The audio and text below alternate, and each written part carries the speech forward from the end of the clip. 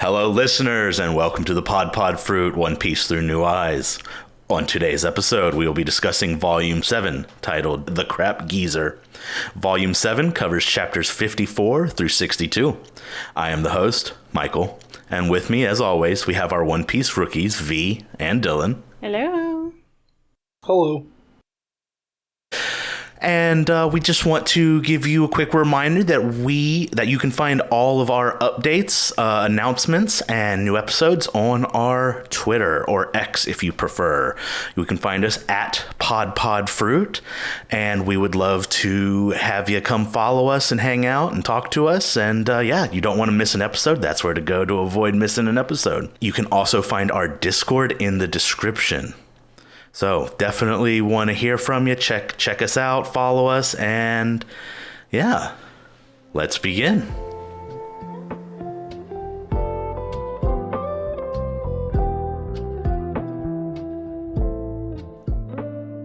In Volume 7, Don Krieg's evil pirate armada continues their attempts to hijack the ocean-going restaurant Baratier, but the pirate cooks put up a fierce resistance until Krieg reveals one of the greatest secret weapons in his arsenal, Invincible Pearl. When Sous Chef Sanji steps into the fray, it turns out that he and Chef Zeph have some unfinished business concerning the loss of the latter's leg. Will their differences come between them or make the Baratier stronger? Either way, unfortunately for Luffy, it turns out that Don Krieg harbors an even deadlier weapon. Gin, the man whose life Sanji once saved with a square meal. And that's our summary, taken from the Viz publisher site here. All credit goes to them. Doing something a little shorter this time. And for tonight's episode, we are going to kick things off with Dylan. Dylan, will you start us off with chapter 54? Sure. It's it cuts in right where we cut off last time. So you see the I forget the name of the actual thing, but the head of the ship crashing back in, and everyone's like, "Oh, whoa, that was just a kick! Holy cow!" And it's really funny. Patty and the other guy whose name's escaping me right now come out. Are you trying to kill us? And Sanji's like, "Well, yeah." But, it's not what you think. Yeah, it's like you tried to kill us. It's like, yes, I did. Unfortunately, it didn't work. And then there's a more little standoff stuff. The whole like, oh, don't underestimate sea cooks. Oh, you're just sea cooks. We're actually pirates. All that good stuff. And then Patty and other guy again actually show Carne. That's it. That's it. They pick up some weapons to join the fray, and actually shows that they're pretty darn powerful, because they kind of wipe out. The two of them beat all the guys who beat off the rest of the crew. They're putting in work. Yeah. And then we get this goofy looking goober come up. I have a note. Yeah, I have a note for that. Yeah. And if you gotta ask me, I think it's kind of a little bit of a stupid looking character. But basically covered in shields. His whole gimmick is he's invincible. He's never been scratched.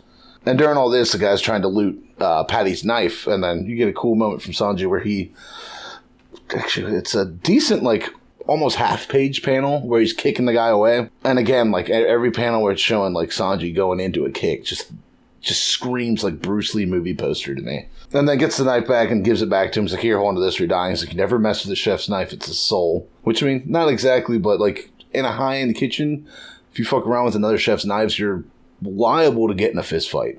Like, you don't fuck with the craftsman's tools. Yeah, he says, hold it tightly while you die. Yep. And then I'll take care of him. Which the pirates, like, they took that personally.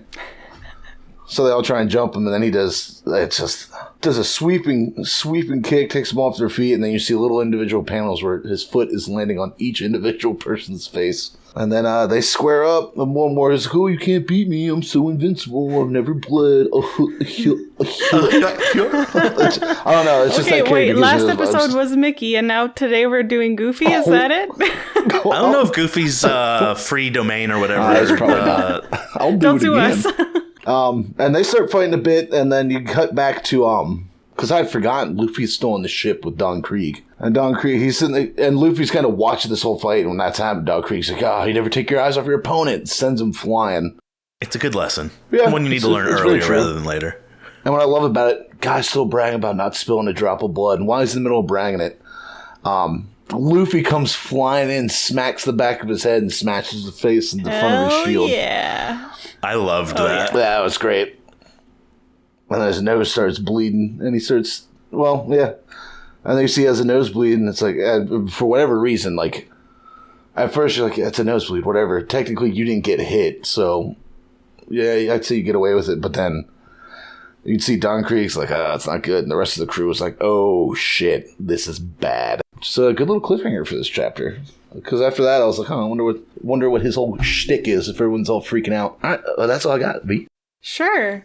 Yeah, like Dylan said, we are starting off exactly where we left off, and following Sanji's kick. I like how everyone is like absolutely shocked at the kick, but Luffy's just like, "Hey, good job, man!" Like it's nothing. Meanwhile, everyone's in awe of this development, and oh shit, Sanji can fight. And yeah, it's almost as if Luffy is completely unaware that the kick is completely out of the ordinary, which is not a surprise for Luffy. I mean, he didn't even recognize armor when he saw it. I know. So. Oh God, that's right. Oh no, man, he's something. I also liked the return of the food-based insults. We got boiled squid. We got spaghetti head. I'm all about those. Chef's kiss, literally. And then we, a little bit later on, we see there's a really good kind of almost full page, but half page shot of Paddy and his weapon. And I kind of like that it's a trident of sorts. Like, for a cook, a giant fork is a very appropriate weapon. And I thought that was neat. I also like the way that it's drawn. Super dynamic shot once again. So Dylan mentioned it. The moment that the guy put his hands on the knife, I knew that something wasn't gonna fly. And I was right. A good knife is very important to anyone that cooks. Like, I'm someone that cooks regularly, and the moment my knives are no longer sharp, I take my sharpener out and I take the time to care for them, because it becomes an extension of you, and a sharp knife is an effective knife and is actually a safe knife. The sharper they are, the safer they are to manipulate. Blunt one, you're liable to chop your fingers off. Exactly. So it'll slip. So you need to take care of a good knife. And Sanji really said it great when he says a chef's knife is his soul. And then we get another great Sanji kick shot with the thwack onomatopoeia. Love that. Right in the neck, I guess, is where he kicks him. Face, neck, I mean. Somewhere in this general direction. He's not getting up. And then I actually just forgot to note that before, but so we get the appearance of Invincible Pearl, and what the heck is wrong with his face? Like, he has a very familiar face for some reason, but I can't put my finger on it. He's handsome, apparently. But the way he's drawn, like his eyebrows and his mouth and teeth, for some reason is really familiar to me, but I can't put my finger on where I know a similar face from. Well, you bring that out, like, anytime you're seeing, like, any of the, like, animes or anything where it's, like, high school is kind of where it takes place. He's got a really similar vibes, like classically the bully handsome gang guy with, like, the tunnels, the fucking weird fruit. Like, that face fits that really well, I thought, as well. I would have to look at different manga or anime and kind of scour to see if I can find any similar face, but it really struck me. So it's called a pompadour. Is the hairstyle I'm thinking of? Yeah, it looked kind of like Elvis's old school style. Except in Elvis anime fashion, is actually like a pretty good call out for that. He does have Elvis-y traits. No, I see what Dylan's getting at. I see what you're getting at. It's got that like cool guy, handsome cool. Yeah, tunnel snakes. I'm cool, and hey, my name's handsome I grease cool. my hair, how are you? And I'm from New Jersey. Sorry. I make my own grease. Sorry, people from New Jersey. I have pomade and a switchblade comb. She doesn't know anything about New Jersey. No. You guys can just let that one slide. Sorry. And then, Dylan mentioned it, but speaking of Sanji's kick, I loved seeing the line of close-ups of his foot on other people's faces after they call the crew lousy cooks. It was a good artistic choice there. It was a really good artistic choice, and it's like I could almost hear it in my head, like the... It was And he's wearing like dress shoes, so you know the bottoms and things are hard as fucking rocks. super hard. I'm sure there's non-slip, maybe a little steel toe in there too. Yeah, maybe. I also thought the comic pacing, specifically of page 16, I thought was excellent. So you get the close-up on Pearl's face while he says, "I'm the shield man, and I'm handsome too." And right after that, you see the scene from Luffy's perspective, and he's like, "What the heck?" Literally, he says, "What the heck?" And I just thought the pacing and the writing of that specific page was excellent, because you kind of get the picture of how completely absurd the situation is. And I just really appreciated that page for some reason. And then I was very delighted to see the shock on Pearl's face when he sees his own blood is dripping on his face, and how dare his beautiful face get damaged by those ruffians. He's Nobody makes me bleed my own blood. Okay, so I was thinking about it. I've been thinking about it since you brought it up. John Travolta, maybe, especially in that panel where he's seeing his own blood. He's just missing the chin. If he had the chin, what's it called? The butt chin? Clef? Yeah, the cleft chin. Where he blows his nose and wipes his ass at the same time? Yeah, like the dimple chin. Oh my god. If he had that would be uncanny. But yes, that's pretty close. But yeah, just the look on his face when he sees his own blood, you're like, oh yeah, something's gonna happen. He's not gonna be too happy at that. But yeah, that was all I had for chapter 54. Like Dylan said, I thought it was a good little introduction and a good way to dive right back in after the previous volume. So yeah. Yes. Michael? Agreed. So I want to go ahead and just fall in line here. I think Pearl's design is silly. It's kind of dumb, and it's kind of grating even. It's annoying. Yeah. So what was his name? What was the clown guy, sword guy? Oh, Kabaji. Yeah. It's kind of the same vibes. It's like, oh, polished silver. Like he says, polished. It's like it's Naruto or something. He's like, believe it. It's like polished silver. I'm handsome. I'm a pearl. It's like, ugh. Yeah, and I will dive more because I have a kind of train of thought that follows along that same line of thinking throughout this volume. But I'll leave it at goofy name, Pearl. Get out of here. Goofy outfit. What's that about? And I guess every crew kind of has a goofy guy. We had the Meowbin brothers. Yeah. We had, I think, Moji was a little bit less serious than Kabaji, but both a little. I mean, all of Buggy's crew was at least somewhat ridiculous. But Krieg and Gin are very serious. I think they're drawn seriously and they act seriously. I would agree with that. But yeah. The sooner Pearl's gone, the better. Looks like a turtle. I wrote goofy turtle looking MFer. I really enjoyed the scene with the knife. Hold it tightly while you die was badass. Good writing there. And I like the close up of the shoe and the kicks and Sanji looking smooth with his action sequences. And the way that Pearl got injured, Pearl introduces themselves as invincible, never bled, so and maybe the reader thinks that Sanji's gonna give him a good old kick, and then you get the misdirection of Luffy flying in, hitting him in the back of the head, and that's that. I enjoyed that sequence a lot. This chapter, to summarize, this chapter continues to progress the Krieg storyline in a fun, if a bit silly way. We get some good Sanji action, interesting moment with Patty, wacky moment with Luffy, and I do not like Pearl. And I think there's something to be said about the lackeys we've ran into so far. I thought Django was silly, but in a cool way. You know? Yeah, he was silly but fun. Yeah. Gin is my favorite lackey so far. I would agree with and that. we'll dive more into that. Yeah. He's kind of complex, but like you said, we'll dive. Yes, exactly. He's a lackey with some complexity behind him for sure. But that's all I had for 54. V, start 55? Sure. So, yeah, basically we left off.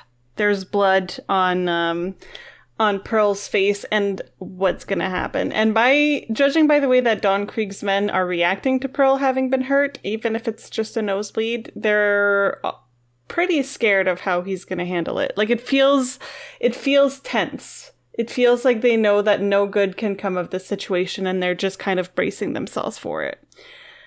And I have to say, this was a very manga moment, or you can see that in it, like typical manga or anime moment. I openly laughed when the crewmen are explaining what's happening, and they're like going into how it's a defensive habit he developed as a child. But it's just like, only in manga or anime would you have that kind of over-explanation of what's happening in a specific moment. Yes. Definitely agree. It's a very anime/manga trope. And I was like, how fucking ridiculous is it? Like, it's like, wait, hold on. The enemies are confused. Let me give them the background real quick. Exactly. It's not fair if they don't know what's going on. Exactly. We need like this pause in the narrative to explain everything that's going on. And I was like, and it makes it even more absurd. Like, not only the situation of them stopping to actually explain what's happening, but the explanation itself are both really absurd. And that becomes more and more apparent as we progress through the story as a whole. I think we're going to come across many other absurd moments in the story. But yeah, that had me have a pretty solid chuckle. No, V, it's all serious from this point on. No more giggles allowed. And so we kind of get a bit of a better look at Pearl's character concept. And now it makes a little bit more sense to me. He's like a stovetop. Like, the shields are the burners of a stovetop. Like an electric stovetop? Like an electric stovetop is kind of what I'm seeing, because they warm up, right? That's one of his defense mechanisms, is that they get really, really hot. And I was like, oh, he's like a stovetop. Anyway, maybe not. Maybe that's how appropriate for a fight on a restaurant boat. Well, an appropriate, I felt like it was, the theme worked with the Baratier being this ocean-going restaurant. I don't know if I'm just reading too much into it. I get stupid turtle. I get stovetop. Let us know in the comments. I didn't really get anything. I was just like, this character's kind of But stupid. yeah, for some reason, I'm getting stovetop. And I might just be completely off the handle, but that's what I was picturing in my mind. You're getting too wild.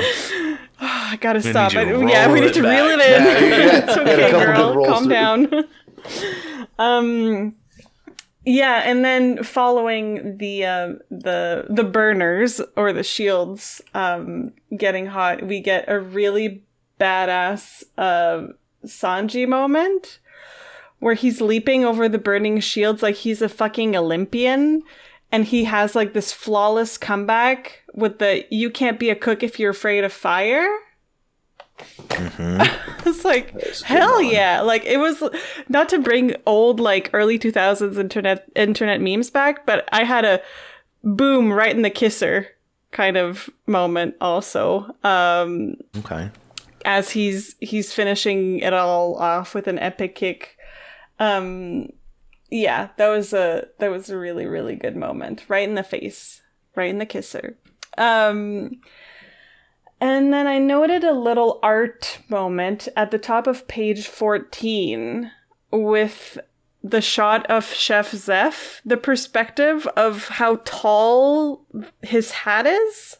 Oh God, yeah. I thought was really well drawn. I know. Like, it's really interesting and it's unusual. And Oda does that a few times, I've noticed, is he takes, most of it is quote unquote like standard anime/manga shots, and then once in a while he'll have something super creative and completely unexpected.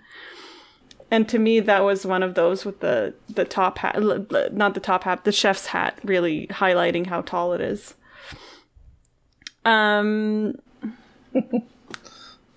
Just trying to find the pages at the same time.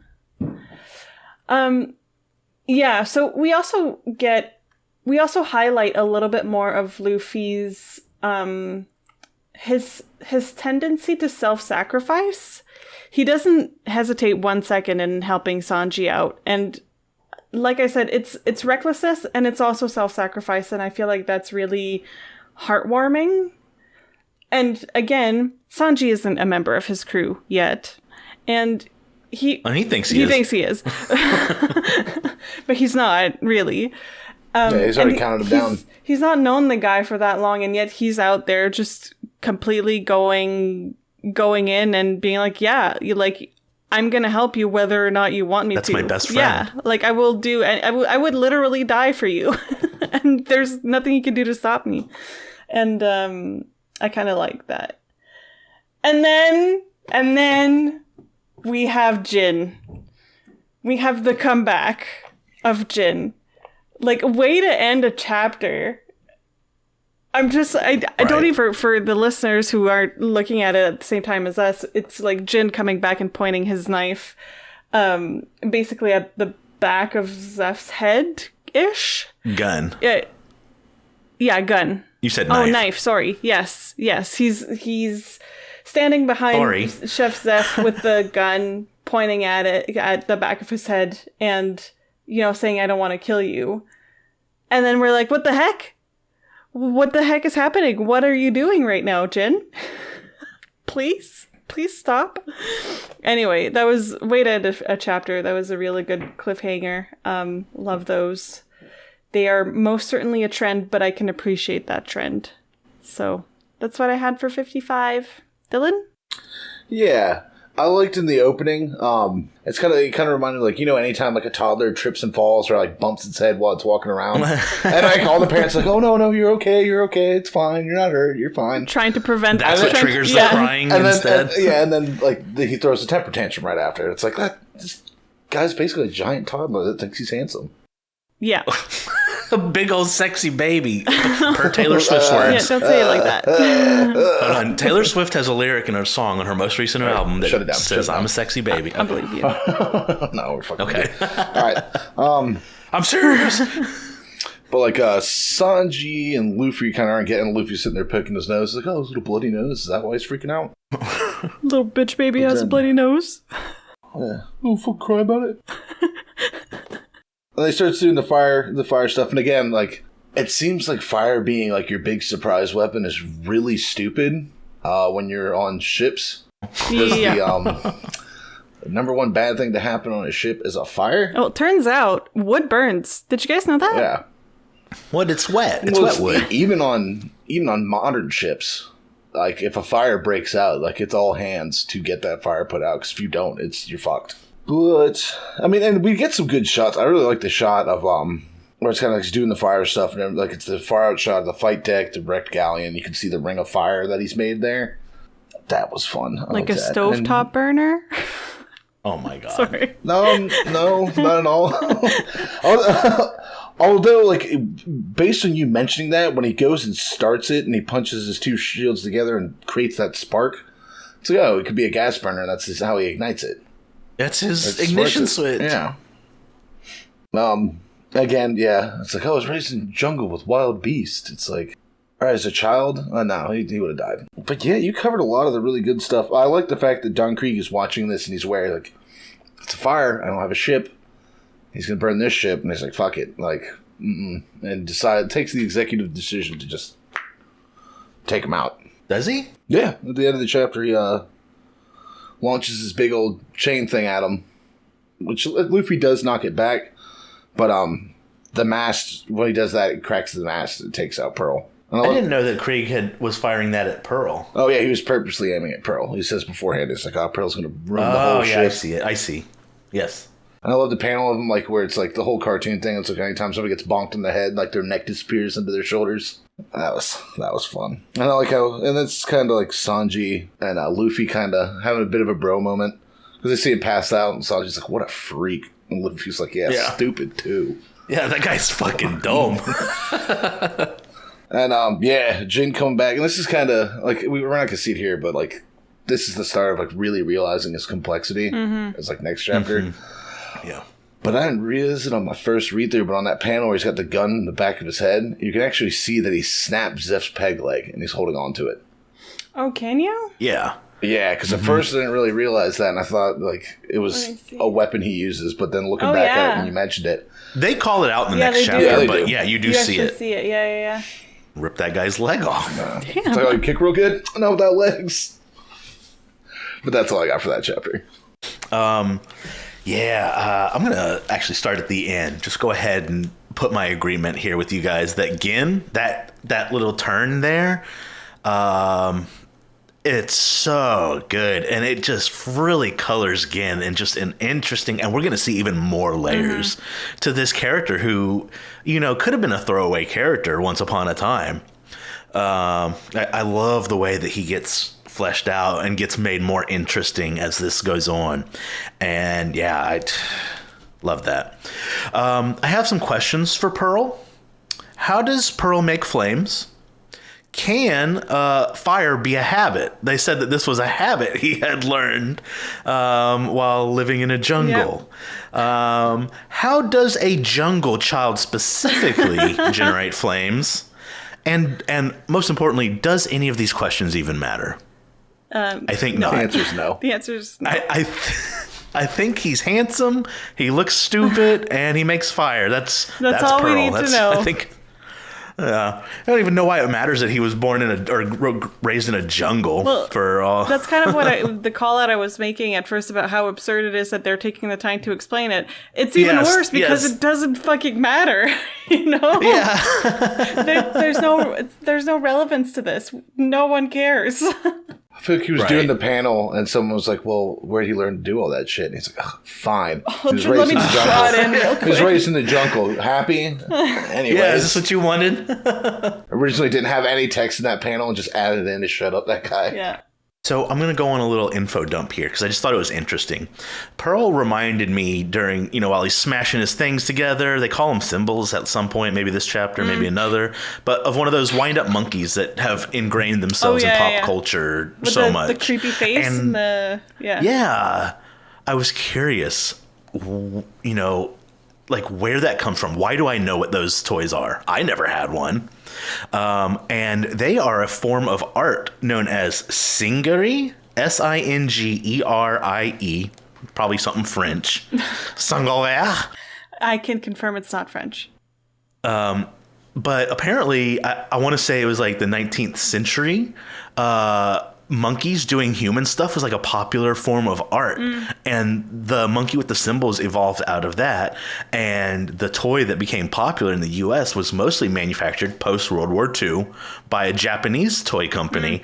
So maybe there's something there that something's going on there. I don't know, but I thought it was just an interesting line that I happened to unfold, and I just wanted to share.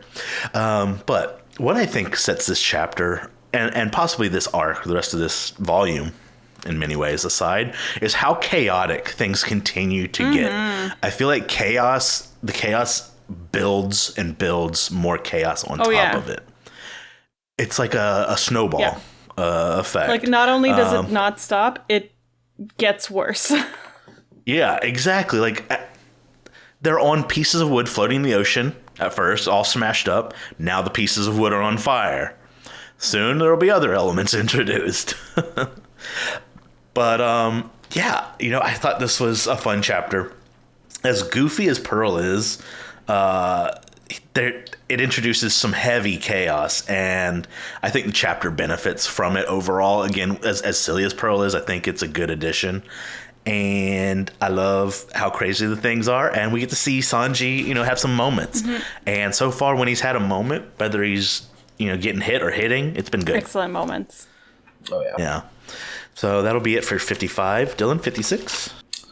Yeah. It kind of opens up with a standoff, and this is where they call out, where it's like, oh, he snapped his leg off. And then at that point, Luffy's like, all right, now I'm pissed. I'm going to go beat him up. And Sanji's like, nah. Let's see what he's going to say. And then basically gives the demands, like, if you guys want to get out of here alive, get off the ship, or I'm blowing his brains out. Sanji says, I refuse. And it's kind of in that alternate opening art, because he's done another chapter or two, and it just, I don't know, that line plus that art style really pops, makes it stand out, makes it hit a little harder, I think. And then he says, "I." Oh, go ahead. Sorry. No, go ahead. No, you go ahead. I was gonna say mine can wait. I was going to say, then after that, you get like the traditional back and forth vocal jabs that they take at each other. Oh, yeah, while he's got a gun to his head. Oh, yeah, he's like, stop being so sentimental, you little baby. He's like, stop saying that, you crap geezer. Yeah. Stop treating me like a child. I recently saw a translation where instead of crap, it was like, you shitty geezer, you shitty straw hat kid, you shitty this. Well, yeah. And I wonder how the author really intended it. I can't help but feel like maybe the more cutting shitty than crap, but this is a translation we have, so. I like crap. And then at this point, Sanji's trying to talk Jin down, like, hey, don't point at him, point at me. Like, take me as the hostage. And at that point, he's like, Pearl kind of sees this interaction. He's like, we got a hostage, and you can't fight back, and proceeds to beat the shit out of Sanji. A complete and total butt whooping. And then he's like, no, I'm not going to give up. And the reason is like, this is the geezer's like dream, or his pride and joy. And it's like, he gave up all of his dreams and his ability to sail and all that for me. Wait, am I jumping ahead? I might be jumping ahead. No, that's in that one. No, yeah. Yeah, this ship is the geezer's pride and joy. He says that. And he says, I took everything that old man had. Yeah. And at this point, like, he's still getting completely beat up. And at this point, Luffy's like, Jin, this is such a cheap trick. Like, why would you do that? And it's just like, dude, we're pirates. Like, this is what pirates do. Like, I gave you every chance to just leave. Yeah. Just give up the ship and we'll let you go. Like, otherwise, there's nothing I can do for you. And then he gets hit with the, what would you call it? Tarnished Silver Surprise. I hate, like, all of his moves are called Surprise. Yeah. Nothing's a surprise after you announce it. I'm just going to go ahead and put that out there. Anytime you're like, Tarnished Silver, like, Perfect Pearl. It's like he's going to do an attack. But that looks like that probably would have snapped anyone else's spine. Yeah, I think so. And another, like, right before, because we're getting into a flashback to kind of explain Zeph Sanji's origins, but the shot of the Baratie, like right beforehand that you get on that page, where it's about half page, I love that. Fire and everything. The fire, you see the mass falling onto the deck. Yeah. And it's kind of cool. It seems that as we're going through the flashback, you see Sanji as a 9-year-old, and he's an apprentice cook on like a cruise liner, which is really cool. And then I don't know if it's the first mention of the all blue. Because at this point, we're aware that there's North Blue, East Blue, South Blue, different sections of the blue. I think they quickly mentioned it last volume, but I don't think they went into much detail. I might be wrong. If they did mention it, it would have been just in passing. Yeah. But it's kind of cool that they kind of go into it, and it's like, it's just a legend. It's like the premise of the whole legend is each different blue sea has different like fish and species and stuff in it, whereas this all blue encompasses everything and has every single species. Yeah, it's like where they all meet. Yeah, where they live in that ecosystem. And he's like, yeah, it's gonna be so great, can't wait to get there. And the rest of the cooks are like, it's a legend, kid. It ain't never gonna happen. Get out of here. Idiot. And then you see them start to like pick scraps off the plate and stuff. And at this point, Sanji, he's like scraping plates in the trash. He's like, what are you doing? You're acting like dogs. He's like, I'm throwing this away because it looks nasty. Zeph's pirates show up and they start looting the ship. Oh, wait. No, Zeph's pirates show up. That's the end of the chapter. Yeah. Sorry. They eventually loot the ship, though. Yeah, you're right. But I kind of overlap chapters. I kind of like that, seeing that, because Sanji's big thing that's been so far, it's like, don't waste food. You eat every bit of the food. Yes. And then seeing him here where he's like scraping plates and looking at other people like, why are you eating off their plates? It's gross. And it's like, okay, I'm going to figure out where that development came from. And I was excited about that. But yeah, that's all I got for that. Lee? Yeah. I'm just going to preface this chapter by saying that for the end of this chapter and the others, I feel like I go back to many of my previous thoughts because it's a flashback that goes over several chapters, right? Like, it's a fairly long flashback, and I just want to say, in the way that I made my notes, it might not always make sense considering what's going to happen next, but yeah. So, starting off chapter 56, I really enjoyed the pre-chapter image for this one. Sanji is smoking and drinking while he's riding a buffalo that also seems to be smoking a cigar at the same time. I didn't even notice the buffalo smoking. Love it. I thought that was great. really, really cute little image there. I've been trying to pay more attention to the pre-chapter stuff and the SBSs. So yeah, that was sweet. And then yeah, as Dylan mentioned, we do get some more of that heavier drawn style, which always makes me happy. And the scene that is playing out in that style is also super significant and intense. So it's fitting that they would have picked the specific art style for a moment like this one. And yeah, that half page of Sanji saying, "I refuse," was just wonderful. He's a fantastic character, and I like him more with every word he says, to be honest.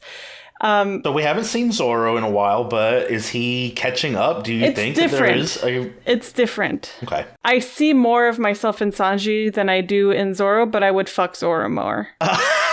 There it is. There's the quiet part out loud. I mean... I don't think at this point anyone is surprised by that comment. Yeah, well... I just, you know... I feel like Sanji would be a selfish lover. He kind of yeah, he would. He would. Anyway, we don't need to go into fan fiction territory. Not yet. We'll get there eventually, maybe. Soon. Yeah, at the top of page 6, when he says, "Jin, your pistol, aim it at me." Just great character moment, really good writing. It makes the character instantly deeply interesting, and I can really appreciate that part of the craft of being a manga author. It's not just good drawing, it's good writing, and Oda nails it. A nicely drawn manga is good, but you need the great writing to back it up and kind of make the whole thing whole, right? So yeah, I really, really enjoyed that. And then the way that Sanji, and I again, these are my thoughts as I was reading it. And Sanji's monologue about how he's taken everything from Chef Zeph made me wonder a lot about their shared backstory at the time where I was reading it. And it seems to me like something connects them on a pretty deep level. And at the time I was thinking, are they related or something like that? Because it would make sense that Sanji would often tell the chef to stop treating him like a child if that's the case, right? And I was speculating like, oh, aren't they both known for their kicks, right? Red Shoe Zeph and Sanji are both pretty masterful at the art of kicking ass. So that moment really kind of raised the flag for me in terms of there's something deeper going on. And we do get into that a little more throughout this volume. But yeah, you can tell by the way that Sanji speaks about him that he truly feels that connection with this individual. And yeah, so we do kind of get started on a multi-chapter flashback. And again, I think it's another good example of how you can do flashbacks well. I like that they tell us a lot about the character's backstory, but all of it rings a bell because there have been references to the story thus far. Or references to it in the story thus far. It doesn't come out of the blue. It's not, and that's what I mean when I'm talking about using a flashback for cheaply versus when you actually put effort into it. That, all of it makes sense in the context of what we already know of the characters. It's not lazy storytelling. It's actually explaining things that we already kind of know of. Right. Like in this case, we already know that Sanji has something with not wasting food. That is something that has come up several times with Sanji. And then we kind of see the inception of where that concept begins. And throughout this flashback, we will find out more about that, about why that is. So yeah, good use of flashbacks as we're starting this one. And I wanted to bring your attention to the SBS, which is Panda Man.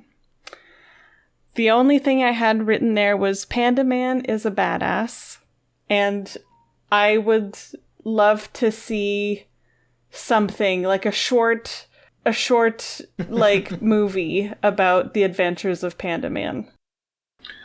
Well, it's funny you bring that up because I've been suggested by a lot of people to look into Jujutsu Kaisen, and I have been. And I've been reading Jujutsu Kaisen too. Yeah, there's like a panda man in it. There's like a panda man. Is there really? Like, yeah. Yeah, and I was like, hold the fucking phone. It's like, Oda didn't work on Jujutsu, did he? But yeah. If you look closely, I don't know how much it happened before, but Oda will hide a little panda man in some panels. Oh, really? Oh. Yeah. Be on the lookout. We'll keep an eye out on that. Yeah, we'll have our Panda Man panel. Okay. And yeah, so that's it. That's all I had for chapter 56. Michael? So yeah, for this chapter, did it open with this? Hold on, I wrote down a quote where Zeph or Sanji or Gin maybe. Okay, yes. So he says, now he's just a cook. I got no problem splattering his brains on the deck, which I think is like some very straightforwardly harsh language for Oda. Maybe not. Maybe I'm putting a little bit more emphasis on it where it's not. But that felt like really like brutal and cool, and in a way I liked. I thought the opening to this chapter with the dark coloring and the detailed drawings really highlighted it in a special way. I thought this 2-page here was great. And yeah, Zeph's still talking trash to Sanji with a gun to his head. And I want to point specific attention to the Sanji panel on the bottom left, or on the bottom of page 3. Like, it's drawn so well, like his hair looks shiny. Like, it almost glistens. And the way he incorporated the smoke kind of layered over that, I thought was just really impressive. As someone who doesn't draw and is not artistic, not, in that way at all. The scene between Sanji and Gin was just super emotional. I thought it was really well done. Sanji's just getting, I use the word brutalized specifically because that's what it is. He does not see the full picture here. And I think, Zeph, as he states, does not want Sanji to die for this cause. And Luffy even gets mad at him. He's like yelling, Sanji, why didn't you duck, Sanji? What's wrong with you? And I think that's really good. I think we're, again, looking at some more complex character developments, things that are really interesting. And we then we then we slowly transition into the flashback, which I thought was a little boring to start off with the flashback. It's just, and I don't think it's meant to be super exciting. The show up of Zeph kind of brings it up, but you get introduced to the all blue. You get to see where Sanji's, how he has changed as a person since he was a child for his respect of food and all that.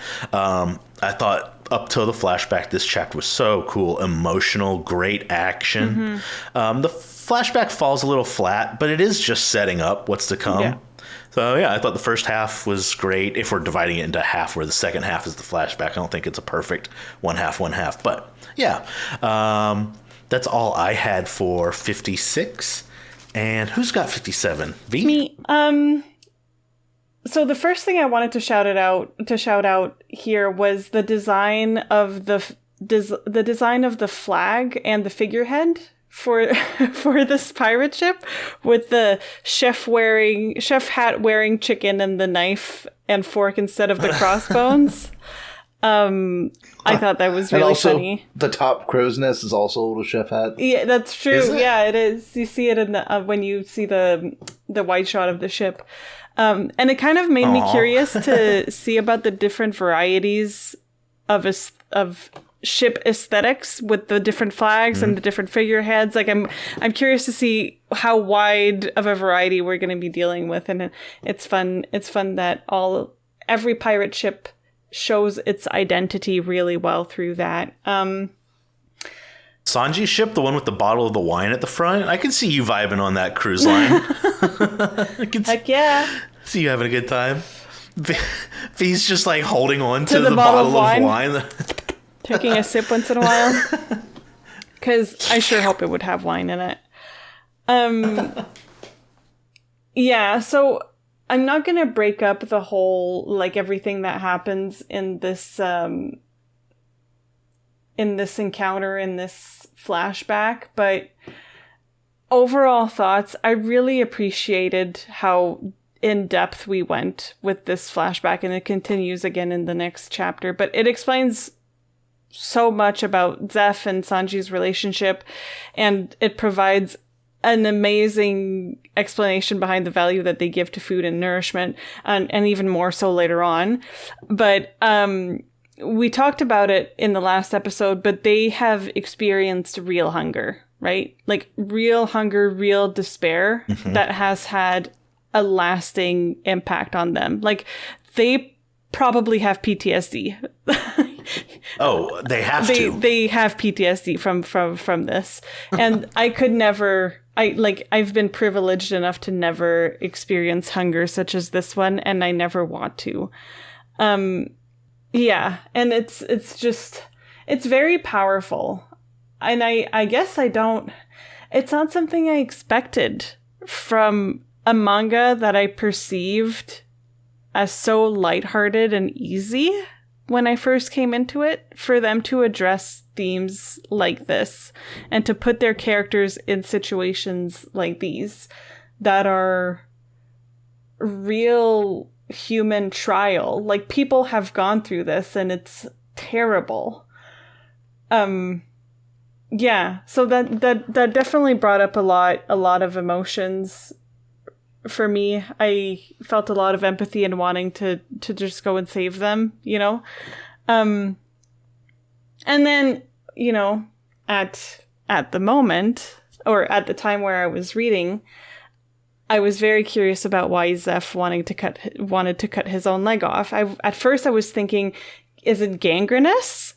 Like, is it a case of, you know, he has to cut the leg, otherwise, like, whatever infection he has is gonna, you know, crawl up the rest of his body. And then I looked at the design, at the way that it was drawn, and I was like, wait a minute, this looks like a very healthy leg. This looks like this leg is just fine. And then I wrote, they wouldn't eat it, would they? Literally in my... I love your stream of consciousness kind of stuff. Literally in my notes, I'm like, oh no, they wouldn't do that.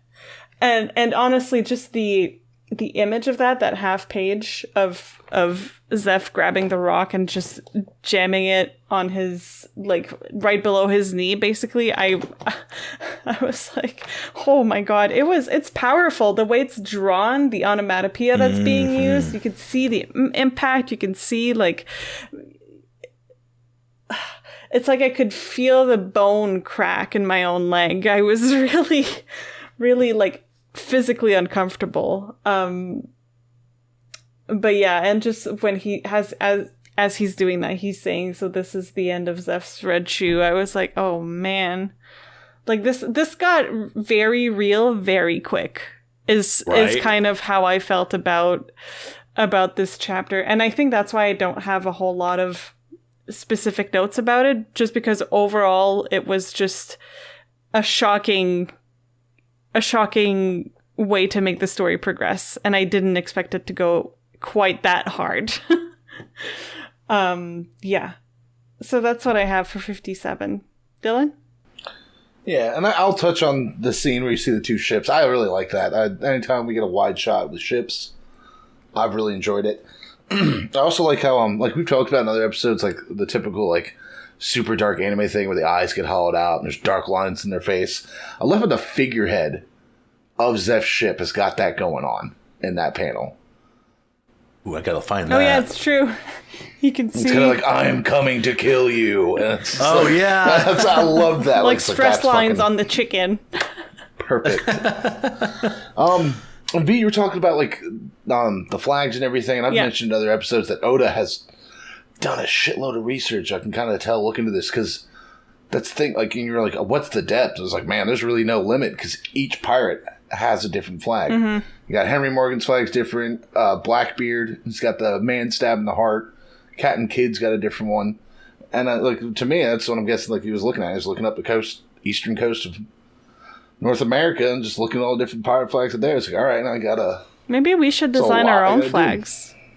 That could be fun. That would be cool. That could be like I could design one for like, or we have a friend who's a fantastic artist. Maybe we could commission her to make flags with our ideas. I feel like that would be super fun. Could be fun. Anyway, but that's just putting it out there. That's really cool because that to me is another proof that he has done a lot of research on this stuff. One thing I didn't really get is kind of like you have the scene where it's like pirate crew, cruise liner crew. That's set up in a way to where it seems like the captain's present in front, everyone's at attention. That they've surrendered at that point. They're like, we're not going to fight. We're done. We're surrendering. And he's like, all right, well, it's like, all right, well, what do you want? Slaughter them. Yeah, he's like, what do you want? He's like, take them all. And then they just all start beating the shit out of him. I was like, what? What's the point? Like, they're like, that one kind of caught me off guard. Because at this point, we're not seeing Zeph's kind of a hard ass. It's like, at this point, we've seen Zeph. He's kind of a hard ass, but he's not heartless. And that seemed a little more heartless and cruel than I was expecting. So it took me a little back. And also, you kind of get the... when they see the ship, it's like, oh god, he's back from the Grand Line. So, like, the Grand Line must be a huge, like, topic of rumor. Like, anybody hears about people going to the Grand Line, it spreads like wildfire, and everybody knows they've been there. Eventually, you get to see a little more of Zeph's kind of back to what I was talking about. He's a hard ass, but he's not heartless. Some guy drops a salute, picks up the bag, looks at it, and he's like, hey, 1 second. Why is there food in here? And then knocks the shit out of him. He's like, how many times did I have to tell you? Take everything, but you never take their food. It's like, okay. Cold, but not heartless. Calls him a stupid eggplant, blah, blah, blah. And I love, like, immediately Sanji's just like, nope, they're going to kill me. That's what, they're going to kill me. Pirates kill people. That's what's going to happen. I'm going to kill them first. And for a 9-year-old to just come out with 2 kitchen knives and get ready to start slicing people up. Yes. It's just like, damn, all right. Little Sanji hanging in there. I think he gets kicked. And, like, again, that should have put anyone down and out. And after that, it just bites his leg. I was just like, damn, this dude don't give up. But then he was like, I'm going to find the all blue. And you get the next panel, and after he says, I'm going to find the all blue, like, you see, like, Zeph in contemplation. And the whole time, this, like, interactions are going on. Like, you've had crew members come up to Zeph and be like, hey, we need to get going. The storm's catching up. Hey, we need to get going. The storm's getting worse. And then next thing you know, Rogue Wave comes over the edge of the ship. Bye-bye, Sanji. And I kind of wasn't expecting it, but Zeph just kicks down the mast and goes after him. And the second he does that, fucking big-ass Rogue Wave just takes out both the ships. Which, that's cool, because, like, Rogue Waves are cool. I mean, they're scary as hell, but they're cool. And they're cool in concept. Would never want to experience one. And the thing is, for the longest time, it wasn't until, like, recently, like, the 90s or, like, the 80s, that we found out they're an actual thing. Because before, no one ever had like and I might be wrong on that, but it took a long time because every time anyone heard about it, they're like, "You're full of shit." And I was just lost at sea. That's not what happened. It's like, no, there's like a wave will come at you. It's like as tall as a 10-story building. I just noticed as I was going through the pages with you, Dylan. I think that's the moment where Zeph calls Sanji Crap Kid for the first time. Yeah, and I feel like that is relevant to their relationship. Yep. Like, that's kind of the moment where that sealed the deal. Like, that was... It's clear that Sanji picked up that mannerism from Zeph.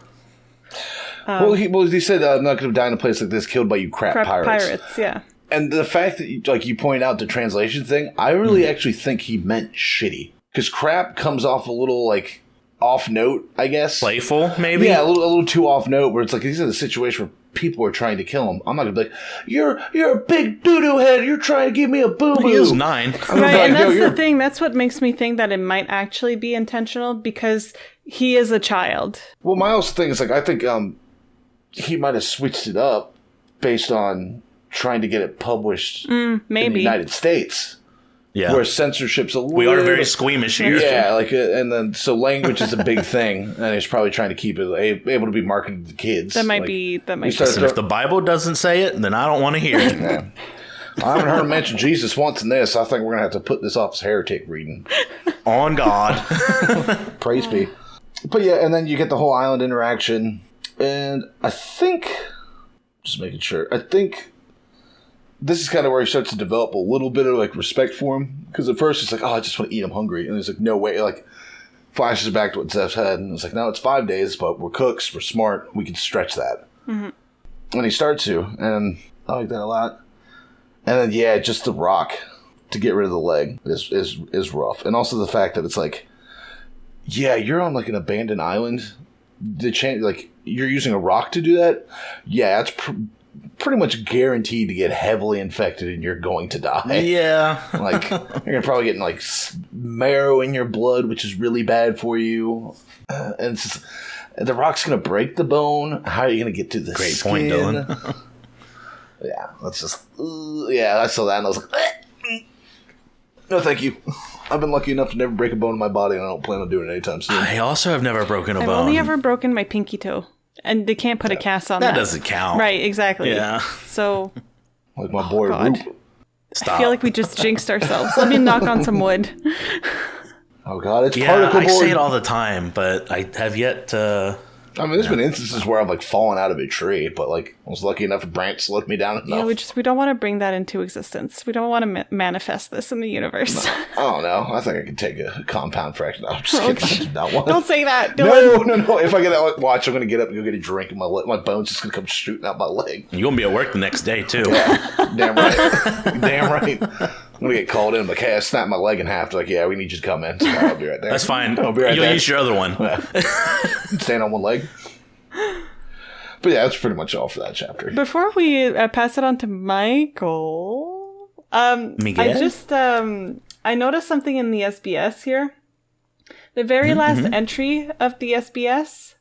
I like how it's when Oda is describing how when he was drawing Usopp's face when he disbanded the pirate crew, his own face would get sore because of the face that he was making while he was drawing it. I thought about writing that down, actually. I don't know how true that is, but I really like that tidbit. And it's so funny because when we talked about it on that episode, it's something that all of us had noted, the fact that the expressions were really well drawn and very detailed, and how they were kind of goofy but also just excellently crafted. So I noted that. Okay, you can go, Michael. No, good call out, V, because I also like that part of the SBS. Some of the SBS gets real goofy and dumb. Yeah. One thing. Yeah, when they're like, does Zolo like me? And it's like, I don't know. Like, you wasted postage he's a to ask fictional this character. Yeah. I don't like you per se, and I don't think the characters I make. No, it was Shanks. They asked, "Does Shanks like me?" Right. And I just thought it was cool to hear a little something from Shanks. There's been a couple like that where it's just like people are like, "You should do this instead," and he's like, "Yeah, no, Nah. next." But yeah, as far as this chapter, it opens with just a pretty straightforward pirate attack. And there's a scene where you get to see how principled Zeph is, and I think you called it out as you enjoyed it, Dylan, where he's like, "Is there food in there?" No, we don't take the food, which it makes sense in character, but I did kind of feel like the author was just kind of beating the idea in the head a little bit. It was a little on the nose. That's fair. Like, it was only done to just kind of underline this character trait. Again, I don't think it took a lot away from it, but I just wanted to point it out that I think it was supposed to be like a really cool thing, but didn't come off as cool.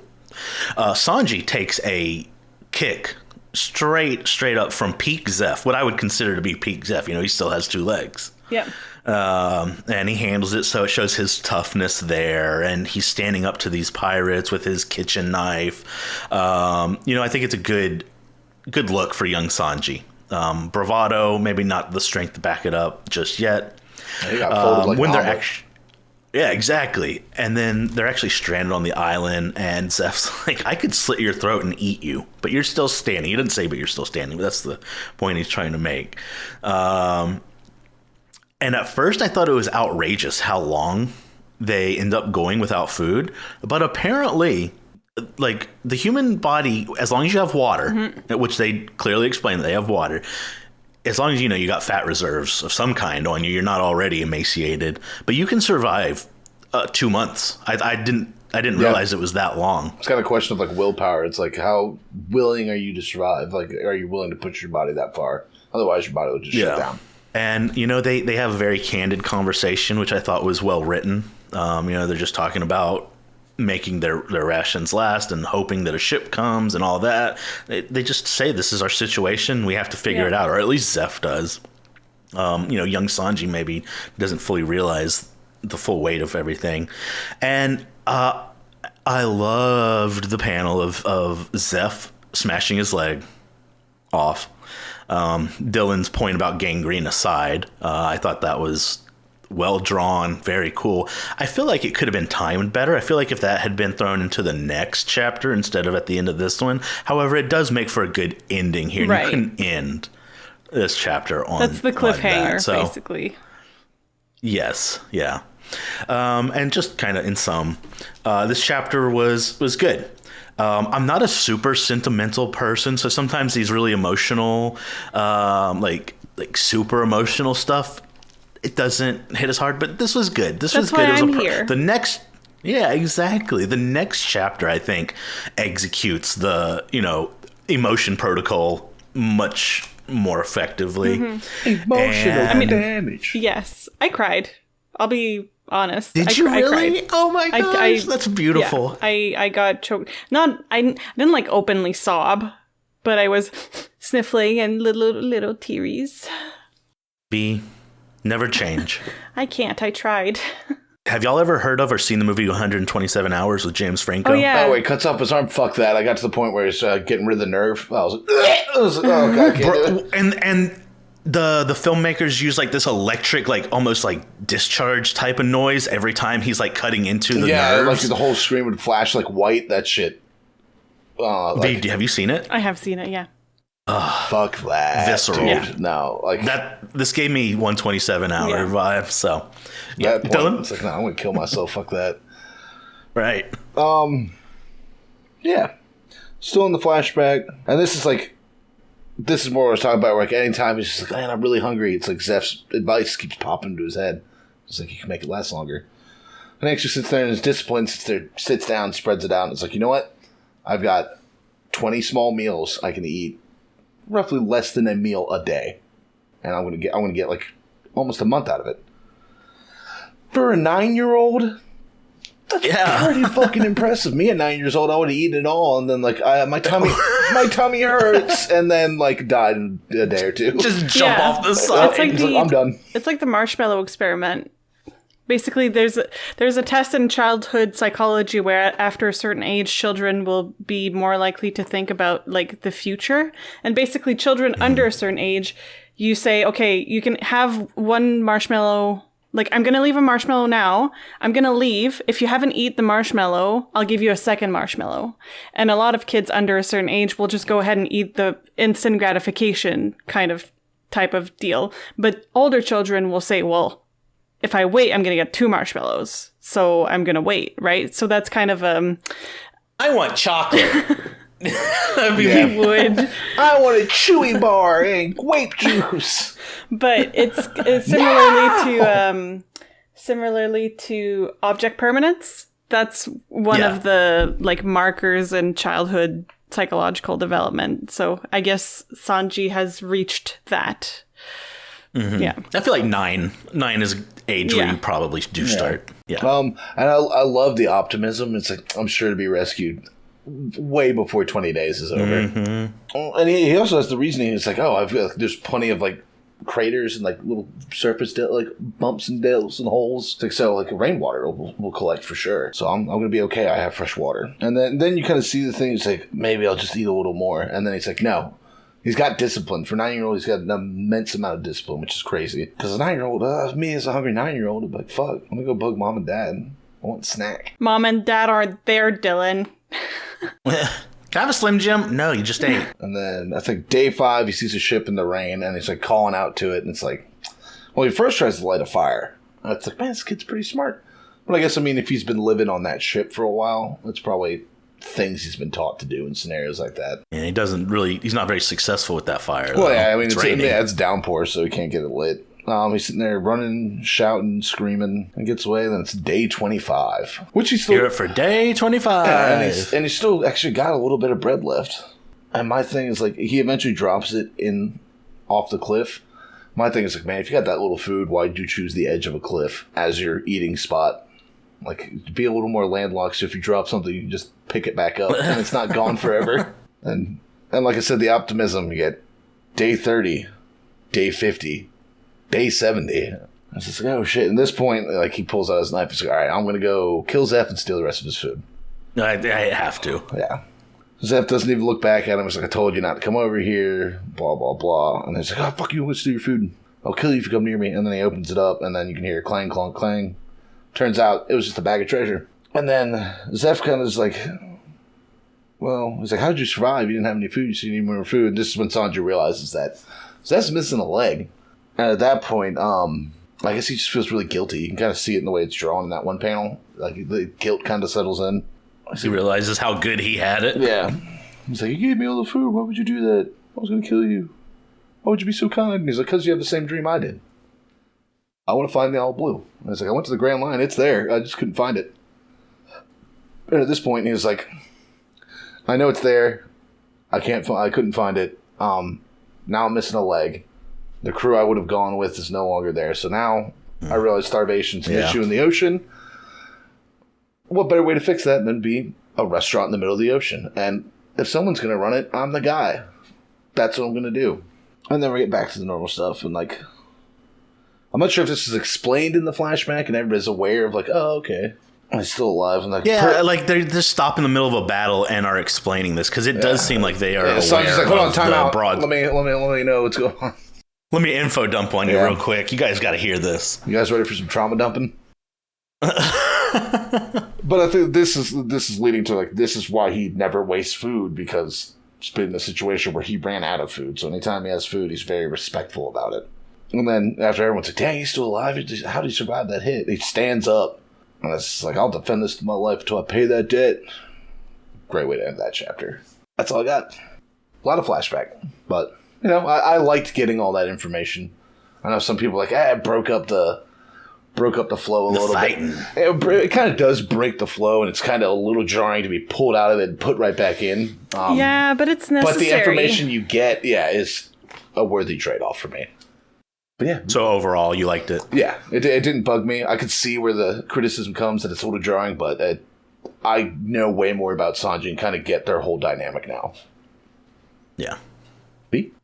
Yeah, so on the topic of the flashback, I didn't really expect it to take place over several chapters. I think in the past, we've seen flashbacks take maybe half a chapter, like they've been fairly short thus far, and this is the longest one that we've seen so far. But I do feel like it's important in this case. They are clearly carefully crafted characters with very rich backstories. Oh my god, the alliteration, V. What? Clearly carefully crafted characters. Love it. I didn't even notice. I'm so sorry. They are very... don't be sorry. Stop bullying me. Someone save me. But they are clearly carefully crafted characters. They with are. very rich backstories, and I think it's worth giving them the attention they deserve. And it, explains what made them that way, and I think that's very relevant information. In another context, maybe I would have seen it be broken apart in several smaller flashbacks. Backgammon? Oh. I was thinking backstories for some reason. Anyway, but I think in this specific case, it makes sense to me that they would want to take the time that they did. Why am I having so much trouble talking today? It happens to the best of us. And yeah, so we see the progression of Sanji's experience on the island, stranded alone and with very little food. It really drives the feeling of a hunger that I cannot fathom. Like I said earlier, it's something I just cannot wrap my head around, and I never want to be able to relate to that, to be perfectly frank. Yeah. And I really appreciated the way that they were drawn. You can see how sunken in their faces are. You can see, especially as Sanji is made up his mind about going to Zeph and trying to kill him to eat him. There's a real, a rising tension between them, and it's fueled by this, like I said, this anguish and this misery that I unfortunately fortunately cannot empathize with. It's so visceral and real and animalistic, and it's like... Animalistic, good word. And the way that it's drawn really drives that point. I'm noting, for a good example of that, at the very last panel of page 13, when Sanji realizes that the bag was treasure, just, you can see his sunken in cheeks and his clavicles, and just the way that he's drawn is it was so powerful. And you can see in his eyes that what's left of the life he had in him just vanishes. And what happens next really, really got to me. And that's kind of where I had a moment of very big emotions, is the realization that Zeph indeed cut off his own foot to eat it, as he'd given all of the food to Sanji. He sacrifices a limb to ensure the survival of this child. It's super powerful, and it's very well conveyed in the storytelling in the way that it's drawn. And now I understand why Sanji says that he's taken everything from Zeph. It makes it make sense, and it sheds so much light on their relationship. But it was very, very powerful to me. It gave me a lot of really big emotions. And it also reminded me a little bit of the scene at the very beginning of One Piece when Shanks loses his arm or arms. I can't recall if it's just one or both arms. One arm. Yeah. When Shanks loses his arm in trying to protect Luffy. And it seems like it's a similar kind of relationship that comes out of an event like that, where sacrifice leads to sincere devotion. It bonds them beyond comprehension. So yeah, that reminded me a little bit of Luffy and Shanks. And then I loved hearing about the inception of the Baratie. I think it's a great reason to want to build a notion going restaurant. Because it could have come in handy in their situation, that's for sure. And it's they're so determined to not let anyone go hungry. And I think that's immensely noble. And yeah, that was a really, really good chapter. But like I said, a lot of emotions. Michael? Yeah, this definitely was a crescendo of the flashback, and I thought that the payoff at the end was well earned, and I thought it was good. It was well executed. I also want to point my attention to the art, the growing desperation, not just in the dialogue, but in their faces, in their mannerisms, in everything. I thought that the author really captured this desperate moment in a really special way. I love the line, "A fortune in gold and nothing to eat." Yeah, that's good. Right? That's so good. It's a solid line. And it's so relevant, right? Even to this day, when we stop and think about greed, it rings very true in many ways. We should consider ourselves very privileged to have, the access to food that we have. Oh, yeah. It is a treasure in and of itself. And a lot of people don't treat it as such. Mm-hmm. There's a lot of waste. Not to get on a soapbox here, but wasting food is, it's a problem that our modern society has really just absolutely dug itself into, and I don't see any way that we turn away from that. But I'm gonna hop down, and you're allowed to get on your soapbox once in a while, Michael. This is your podcast. So something I thought, Zeph once had a dream of finding the East Blue, just like Sanji. All blue. He now knows the all blue, and he now knows that that dream is kind of more of a pipe dream, so to speak. And you kind of see the death of a dream, but he also wants to open a restaurant. So the realization of a new one, I think, would be a big theme here worth pointing out, because we talk about dreams and all that all the time, and following your heart and that in One Piece. And I think it shows a certain aspect of that your dream does not have to be singularly focused. Things can change. Life can change you for better or for worse. And yeah, I just thought that was also a powerful message, along with sticking to and never stop chasing your dreams, but also to be open to change. And that's good. That's a good message there. And, it ends with a powerful moment. Sanji declaring that he will defend this crap geezer and pay his debt with his life. Yeah. And this whole flashback, all the chapters of the flashback are, they really kind of put a extra emphasis on the relationship that we've been talking about between Sanji and Zeph, their special relationship. It just gives a whole lot of context that I think really makes it awesome. This was just a much more intense, interesting chapter than the previous two as far as the flashback goes. Obviously, it's the climax of it. Their relationship is very special and makes their back and forth much more interesting, retroactively. So that's what I had for 58. V 59. Yes, let's do it.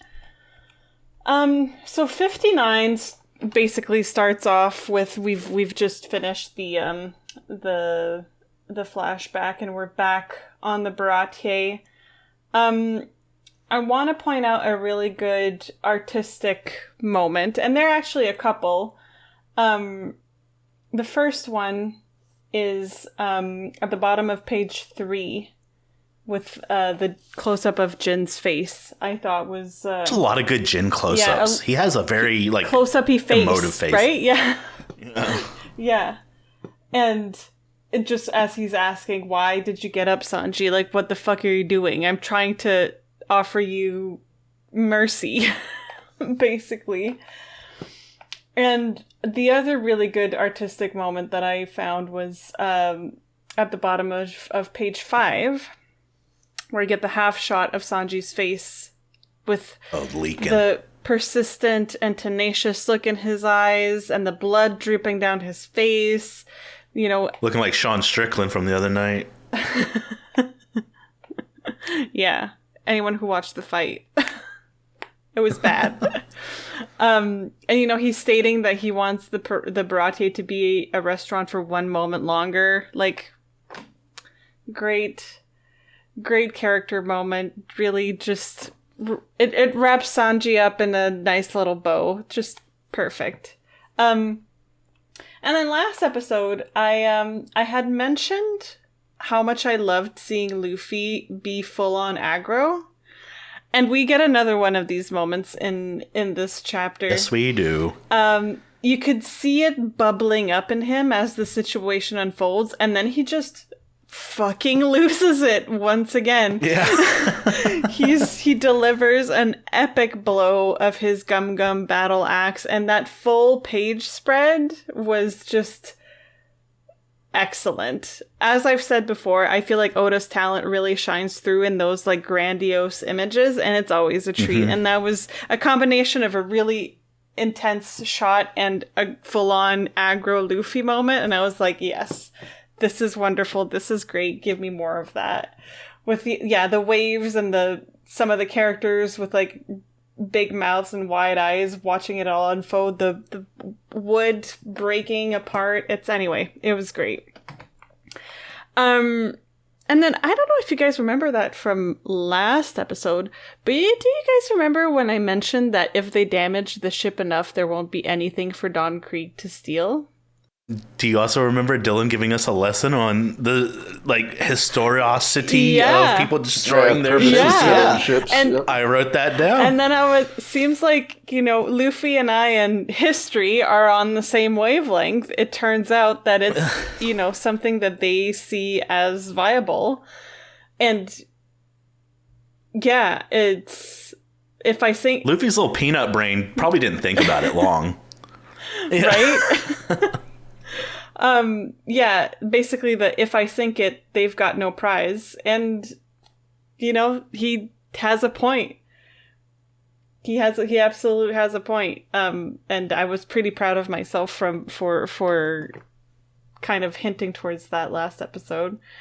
And then we kind of have, again, another good, I feel like it was not a call out specifically, but just in the last chapter, I was talking about how I saw the similarities between Zeph and Sanji and Luffy and Shanks, and we get a throwback to Shanks and Luffy.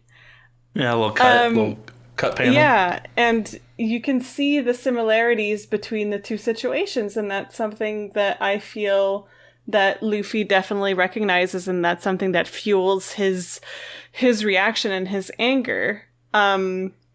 And it makes for a very powerful moment between Luffy and Sanji. It's something that they share, right? And the way that Luffy says, he didn't save your life so you could throw it away was great. Because I think Luffy feels that same sense of responsibility in light of the sacrifice that was done for him. So I thought that was really, really powerful. And then we get a really good shot of Jin and his massive, heavy balls. Yeah, he does have some big old heavy balls. They're not buggy balls. No, but listen, they don't fuck around. Great shot of his balls, breaking Pearl's armor. And then I also noted something with regards to Jin, and I think that speaks to the depth of character. And that's something you guys have mentioned. It's not a depth of character that I expected from a seemingly secondary character. Like Michael said, you don't expect that from a lackey. He's the most developed lackey that we've met so far. And I think that despite Jin's threat on Sanji's life, you can tell that he has more integrity than Don Krieg. He recognizes the worth of humanity and what people are worth, and that he follows that quote-unquote code I've been talking about. And yeah, I think just in terms of character development, that's another thing that I kind of didn't expect from what I perceive to be a secondary character at first. And then I noted right at the end of the chapter, page 19, after a few very intense chapters, I loved the comic relief of the interaction between Sanji and Luffy on page 19, where he's like, see, it all worked out. With the my lure out strategy and smaller characters. It's like, sure, Luffy, it all worked out, okay. Meanwhile, Sanji's like, don't lie, you really were going to sink the ship. Don't bullshit me. Yeah, and that was kind of a breath of fresh air after how heavy the previous chapters had been. Yeah, that's all I have for chapter 59. Dylan?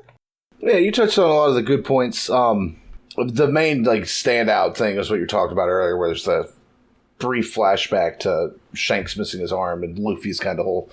That was a really powerful moment. That's what really stuck with me from this chapter. And the fact that when he says it, Sanji's like, oh, no shit, you're right. It's kind of dawned on him. It's like, yeah, I would have thrown my life away isn't what he wanted. Yeah, why would he? Yeah. And then, like you said, him purposely trying to, and also the Gum Gum battle axe is a badass move. And this perspective of seeing the bottom of his foot and looking down, eagle eyes view of the Barite. Loved that. That was awesome.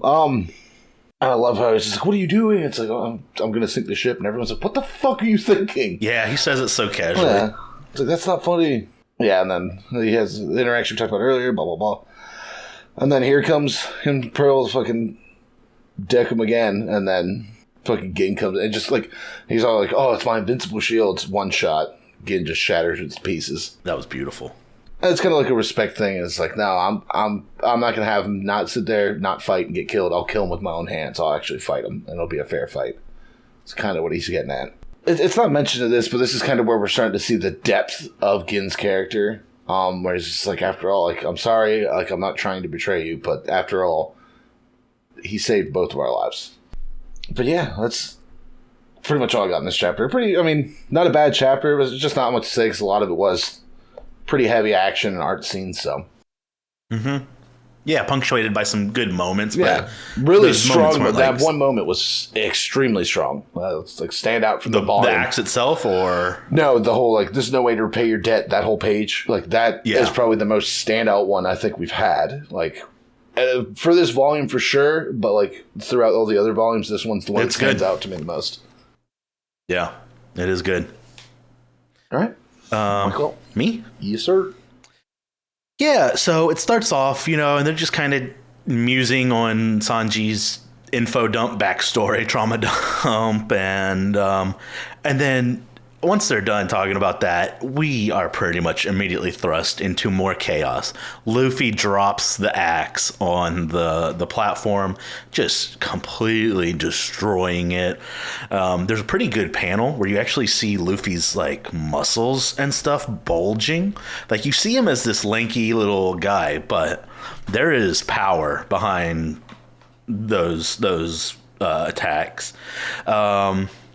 Yeah, and I've said it before, but I just love the chaos that this battle on the ocean kind of brings, with all these breaking platforms and stuff. It reminds me, have either of y'all ever played like Worms Armageddon or any of the Worms games? Yeah, where you just slowly chip away at the environment and it's just persistent. You fall off the edge, yeah. Those worms must have eaten the worm fruit because they can't swim. But the confrontation between Sanji and Luffy was really cool. It was really enlightening for their characters. Sanji realizing that maybe he is too principled or maybe misprincipled. He's looking at this the wrong way. Luffy having those moments of clarity and aggression are always a treat. And seeing Pearl just get absolutely handled by Gin, I thought that was just a really good panel, but also good storytelling. Yeah. Gin is maybe the MVP or MIP, most interesting person in this arc. Just every time he does something, it's meaningful. That's a good way to put it. He doesn't just, he makes meaningful decisions, and he does them in a very real way. He does them in a way that is, you can put yourself almost in his shoes, but you can't because it's, fiction, and he's a pirate, and we're not pirates, but... Not yet. Yeah. I just love Gin's writing. I think he is one of the most well-executed, not just lackeys, but villains, even. And he wants to take on Sanji, and that kind of sets us up for Luffy versus Krieg and Gin versus Sanji, and we'll see how that unfolds soon. Just another excellent chapter, more chaos, more danger, good ending. And 60 goes to V. Dylan. Kind of like a kind of respectful standoff moment at the start. He's like, I told you the best I could do is get you off that ship without getting hurt. And he's like, I guess that's not going to happen, is it? And it's like, so I'm just like, nah, it's not. He's like, oh, best I can offer is be straightforward. Yeah, it's good. I'll just kill. The best I can do is kill you myself. Lights a cigarette size. Thank you, and then eat worms. Eat worms. Oh, so good. Yeah, so good. For someone who respects food and good food as much as he does, that's an insult. Yeah, kind of gross. That's like. And then Luffy, next page, starts getting ruthless with some people, just laying out facts. Because Jin's like, you should have left with your crewmates. And he's like, wait, why? There's no way I could lose to a bunch of wimps like you. And the pirate's like, emotional damage. Yep. And they're like, oh, he's talking shit. You're talking shit. It's like, oh, so... hot shit. Yeah, it's like, oh, so you think you're so tough? How do we handle all your people? It's like, well, yeah, you're not tough. There's just a lot of you. And they're all like, So I'm just like, you hit him where it was hurt. And Luffy's like, yeah, because it's true. And then they're like, they get all wild, fired up, get ready to fight. And I just noticed when they're jumping out of the water, there's a shark. On that panel, they're like, oh, we're going to massacre all of you. There's just like a shark in the background with them. What page? Oh, there is a shark. That is on 5. Oh, yeah. Top left. Oh, yeah, there's a little... Oh, Yeah, that's I was like, oh, that's a little shark head. He's on their side. The little shark teepees. Little Toofy's Erica. And then Don Krieg calls him out. It's like, if you're gonna get if you're gonna get mad about that kind of just proves his point. You're acknowledging that yes, it you does. are wimps. Yeah. And then Don Krieg's like trying to intimidate him. It's like, oh, who do you think is the best King of Pirates material? And he's like, me. Duh. Doom, me. And Patty in the background, you just can't help yourself. And it's like, yeah, you can't. You really can't. It's been his theme this whole time. He has one gear, and it's honesty. Yeah. At this point, Don Krieg wasn't happy about that. He's like, all right, we're going to fight. And then he pulls his shield out, I guess, or takes off one of his shoulder pauldrons. It's a shield weapon thing. And apparently it's called the MH5. And everyone, that's not good because all the pirates are freaking out. He suggests he's going to use a gas bomb. Yeah. That's the MH5. The shield itself shoots all kinds of different projectiles. Basically, and it's kind of like Warlord justifying war crimes. It's like, oh, strength is all that matters. It's like, I'm gonna win. I'm the one who writes history. So, and the fact that like all of his pirate crew like are already equipped with gas masks. So this isn't the first time he's just like reserved using like nerve gas on people. Yeah. Cough, cough, CIA. A little white phosphorus makes the battle a little easier. And then as it's coming, this fucking Luffy's like, oh, big whoop. I'm just gonna knock it in the water. And once he kicks it, it explodes. It's just a bunch of shurikens, which I don't think... The only one who seems to really take a hit from it is Luffy. I mean, he does take it right on the chin, you know? And then everyone's like, oh, he tricked us. He didn't use the one. He's like, why would I use that? It's like, for just this rabble, it's like, I could take out a whole village with that. You save those for when you need to, like, wipe out a peaceful population. And again, he's like, all right, I explained it. So it's war. So who's king of the pirates again? Can you remind me? And then again, it's like, he's like, me. You don't have what it takes. And at that point, he's like, I'm killing him myself. Like, everybody stand down. It's me and him. That pretty much sets, like you were saying last time, sets up Gin versus Sanji. He can still tell that Gin doesn't want to do it, but he's being ordered to, so he's going to. Because he does say, he's like, sorry, but, you know, you can't win. So Sanji's like, you're a small fry, I'll handle it. And just more like bad guy, good guy, like dialogue, standoff, monologuing. And then, Then we actually get to see kind of like Gin in combat, which I like.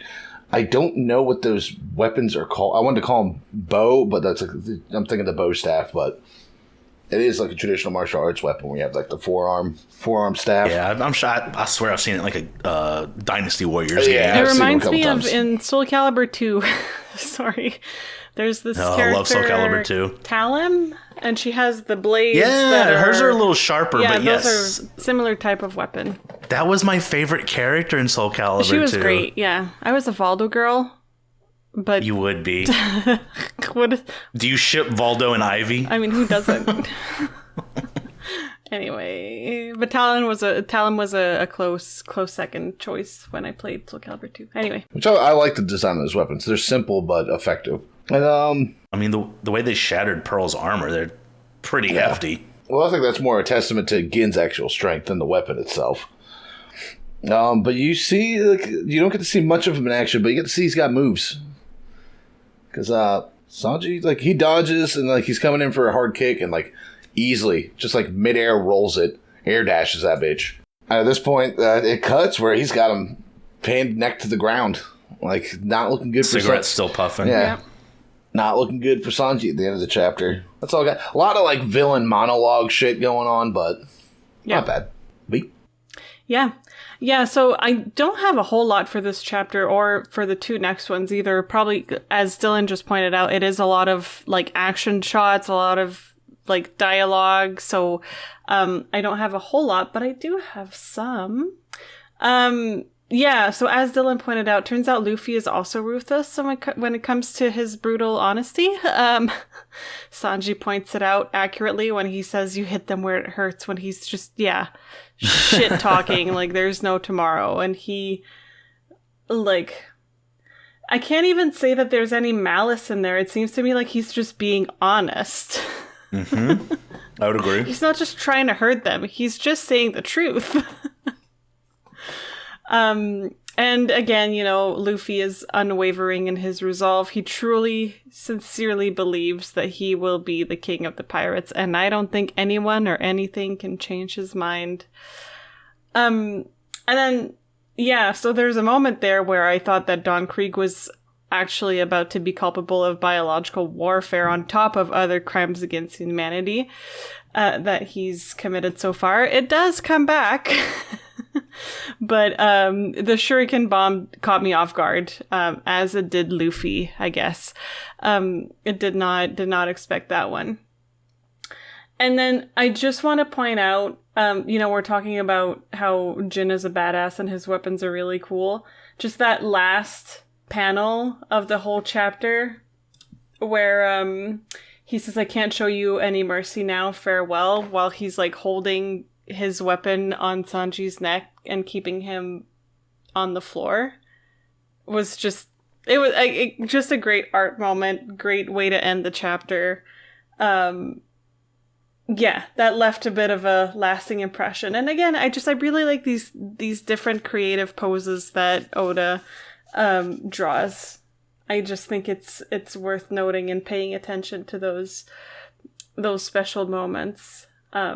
And Sanji still having the cigarette at the corner of his lips.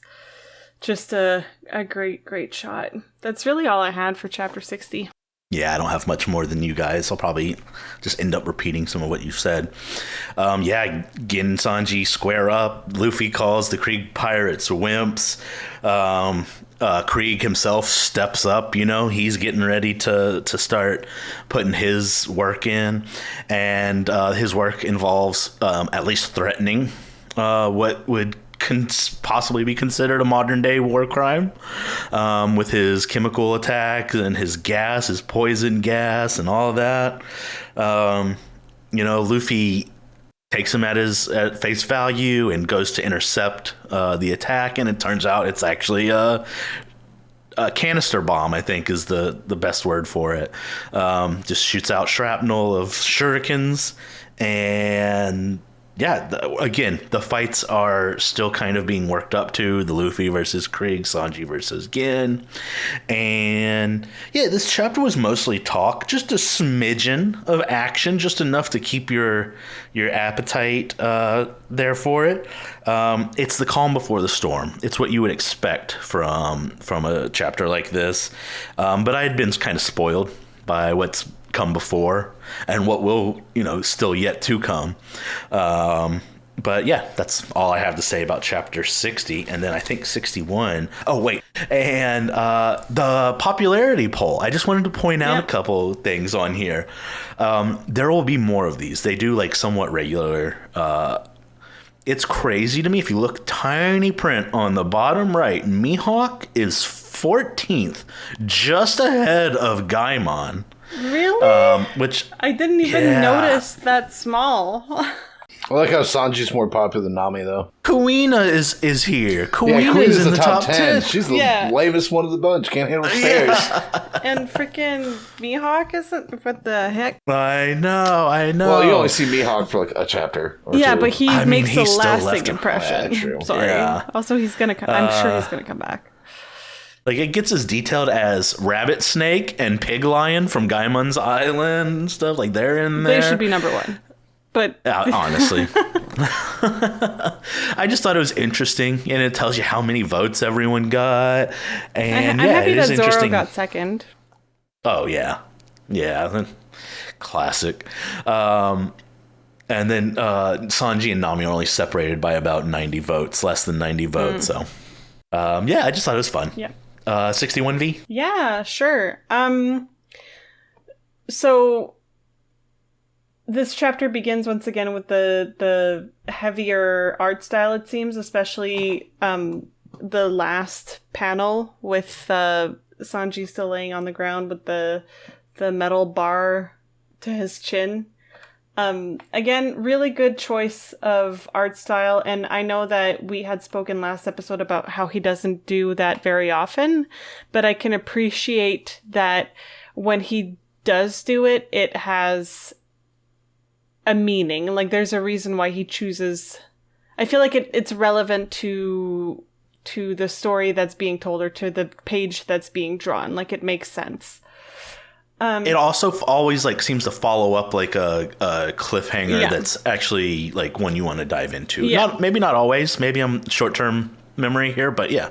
Yeah, it feels like it makes sense. It doesn't just come out of the blue. And then speaking of art, I really enjoyed the full 2-page spread drawing of the crew farming with the squids, ? Yeah, it was a cute one. Yeah. You know, Nami's taking a little nap, reading a book. Yeah, she was reading, and then Usopp carrying Luffy in a wheelbarrow, and just, yeah. That's... You think Zoro's actually working? Yeah. It looks like. It gives slice of life, and I think we've talked about how we enjoy seeing the characters in those kind of settings once in a while. I have to say that something that comes up a couple of times kind of towards the end of this volume, but this is a really good example of that, is this is a scene that I would like to see in movement, with Sanji kicking Jin away from him. Like, the drawing of it is already super dynamic. I can only imagine how it flows when it's animated. And that's something that comes from me being exposed to the manga before I'm exposed to any other piece of media for this specific work of fiction. And it comes up another time later on in the chapter when Sanji and Jin are fighting.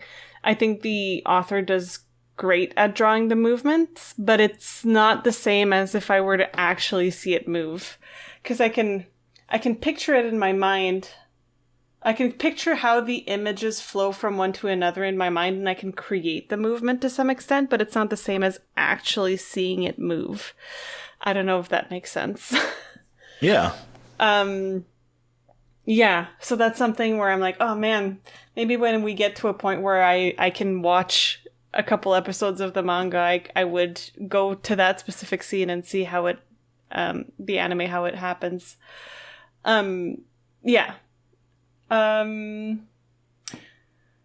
Then we get a little bit more explanation as to, you know, Jin's notoriety and how maybe there are some things that explain why he's not quite the secondary character we thought he was, why he has a little bit more depth to him. And again, really good art choice at the bottom of page 9. Jin looks like an absolute badass on that last page, on that last panel. With the little flames. Yeah, with the flames, and he's licking the blood from the corner of his lips, and just the look in his eyes. Like, I can see why Don Krieg calls him a demon man. Like, this makes sense now. Like, he looks unhinged. He looks crazy. And I kind of like it. Anyway. Then we get a really classic Luffy moment. Pages 14 and 15 when he's pulling his face. I just love that. Luffy just pulling his face and, like, grimacing at people. He's childish. He's lovable. He's stretchy. And we love him. Classic Monkey D. Luffy, honestly. And then we do, you know, it also gets emotional. That's kind of the moment where we see the cogs turning in Jin's mind and him coming to the realization that he can't kill him. He's not able to. Sanji showed him so much kindness and humanity that he cannot bring himself to ending him. Like, and it is emotional. Like, I don't know. It's just, there's also the specific panel, like mid page 21, I think, where you see the close-up of his face with the tears streaming down his face. And, you know, that was the first time in my life that anybody was ever so kind to me. It gives Usopp's Pirates disbanding Yeah, I was thinking the vibes, same thing. but less goofy and more actual raw emotion.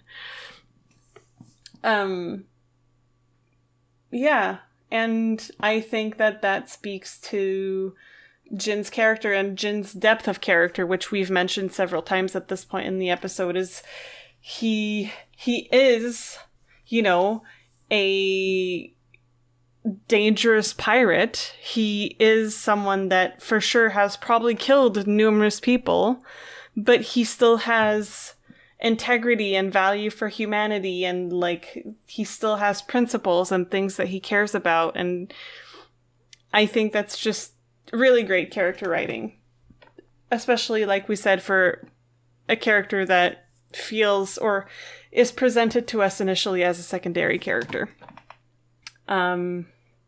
Yeah, that's what I had for 61. Dylan? I really like, at the start, it's kind of like Sanji's pretty much looking like he's a goner, but it kind of proves like Sanji is won't ever just give up. Because he's sometimes in anime and stuff like this, there'll be a situation like that, and then you'll see the protagonist or whoever will just kind of accept it and close their eyes, and then some hook happens. But now Sanji, of his own volition, just spit a lit cigarette into his eye and dodged his way out of it. Wait, did he? Yeah. I must have missed that. Because I'm trying to think, because he's getting ready to smash him, and then is this early? Yeah, it's after the title cover art, because he's coming down with it, you hear him go patoo, and then you hear and see it hit him in the face, and that's when he slips out from underneath. I don't have page numbers showing up, so I can't give you a page number, but it's literally after the 2-page farm art. Oh, I see it. Yeah. Oh my gosh, I can't. That's awesome, actually. Yeah, to me that was just it's Sanji. Even when he's down and out, he's not going to give up. He's going to pull whatever tricks he has to get out of it. He's going to claw, scratch, and yeah, that's on page 5. Yeah, I hadn't noticed. Thank you for pointing it out. Yeah, but at this point, the previous, I think if it wasn't for the fact that he had fought Pearl beforehand, this wouldn't be so one-sided, because even though he's still being a slippery little devil and getting in some solid hits, he's still getting pretty brutalized. He's taking really hard hits, and it's starting, and now you get you hear the backstory where it's Jin is actually tortured men, and heedless of their screams, tortured them to death, killed innocents, ruthless man with no mercy, which really adds until when he's later, he's no, it's the first person who ever showed me kindness. He was so easily did this because he's never seen human kindness before, and now that he's experienced it, he couldn't lift a finger against him. And I was kind of confused because at this point, well, that jumped forward, but the point when he's Luffy's oh, he's not looking anymore, and tries to run across and start fighting Krieg again. Krieg holds up his shield launcher thing, and then he just flicks something. And I could never, I guess it's a grenade, but it doesn't come from the shield. That confused me a little bit. I was also confused by the sequence of events there. Yeah, it just seemed a little off, but I think he's blowing up the mast, and then I'm pretty sure he shoots the stakes at him. Yeah, that's what I understood. It's whatever he flicked is some kind of micro grenade or some shit, and then he starts shooting the stakes. Because you see something hit the water, it says splump. Yep. And Luffy again narrowly avoids falling into the ocean, which would be death for him. But he's got a stake in the back of the leg, and no, that fucking hurt looking motherfucker. I'd be all right, I'm done. Let's give him the boat. I'm out. I'm done. Ow. Yeah, that's it. I'm done. Well, Luffy doing the same thing in the face of adversity. He's not going to give up. He's just going to make insults, make faces at you. And I love the part where it's he's coming and he's all right, I'm going to give you the finishing blow. Don't squirm. And Sanji dodges it. He's hold on. You're missing on purpose. Quit screwing around. Which leads up to the whole, I can't do it. Yeah. Which, and then you see, what I was talking about earlier, the fight with Pearl really messed him up. He do a little better, because after he lands that kick, he's immediately in immense pain. And the other cook's it's oh, he's so hurt he can't even stand the shock of his own attacks. And then we get the emotional, I can't.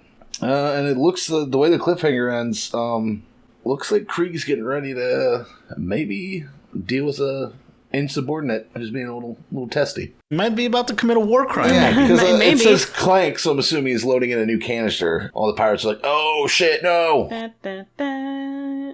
And then, boom, pirate art gallery, which, looking at these, is wow.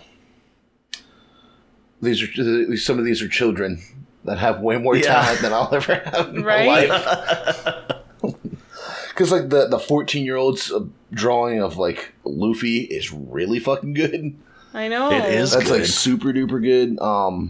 And the one where I guess it's supposed to be Nami is really cute. I like how it doesn't have like real fleshed out hands. I just remember like middle schoolers having a lot of trouble drawing hands. Hands are difficult.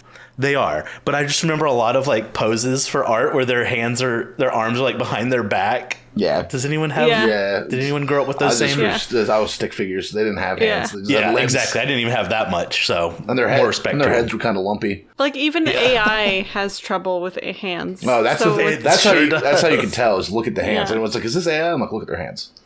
Why does it have 18 fingers? Because it's by AI. It doesn't get it." And like I love the 17, the Steve one as well, where he's got like the whole current crew. That's really good. I was like, damn, dude, like, was this contest like kind of like, hey, like I'll pay you $30 to like make Steve, if you're listening, we'd love to know what you're up to these days. Yeah. We'll pay you. You're probably not 17 anymore. You're probably yeah. I think he would be in his 40s now. Yeah, he would probably be older than we are. Oh yes. But yeah, that's all I got. Anyway, this was published in English in 2002 or something like that. Well, these are all Japanese submissions, aren't they? No, no, Steve, it's the US. Classic Japanese name. I love Western culture. Sorry. No, it's the last one where they did the Classic. popularity contest. It was like, no, this was popularity contest was done in Japan. We're gonna do one in the US later. So I just thought. But then I looked down and it's like, oh no, it's from the US. Okay. Anyways, Michael. So yeah, again, I'll make this quick because I don't think I had much that y'all didn't. There's one frame where Krieg is praising Gin. He's like, yeah, Gin is my own cool-headed, trusted demon man, is what he says. And that just gave me like dad, little kid vibes. Like, who's my little demon man? Who's my little guy? That's you. That's you. I like the cover art with the squid farm. That was great. That left an impression on me. At some point, Krieg says, I don't require desire. Like, I shook my head. I literally shook my head reading that. Like, okay, loser. Quit being so edgy and just win the fight. If you can, win the fight. We get a quick turnaround on the Gin-Sanji fight. I assume Sanji hurt himself with one of his own attacks based on the way it was, but it wasn't exactly 100% clear.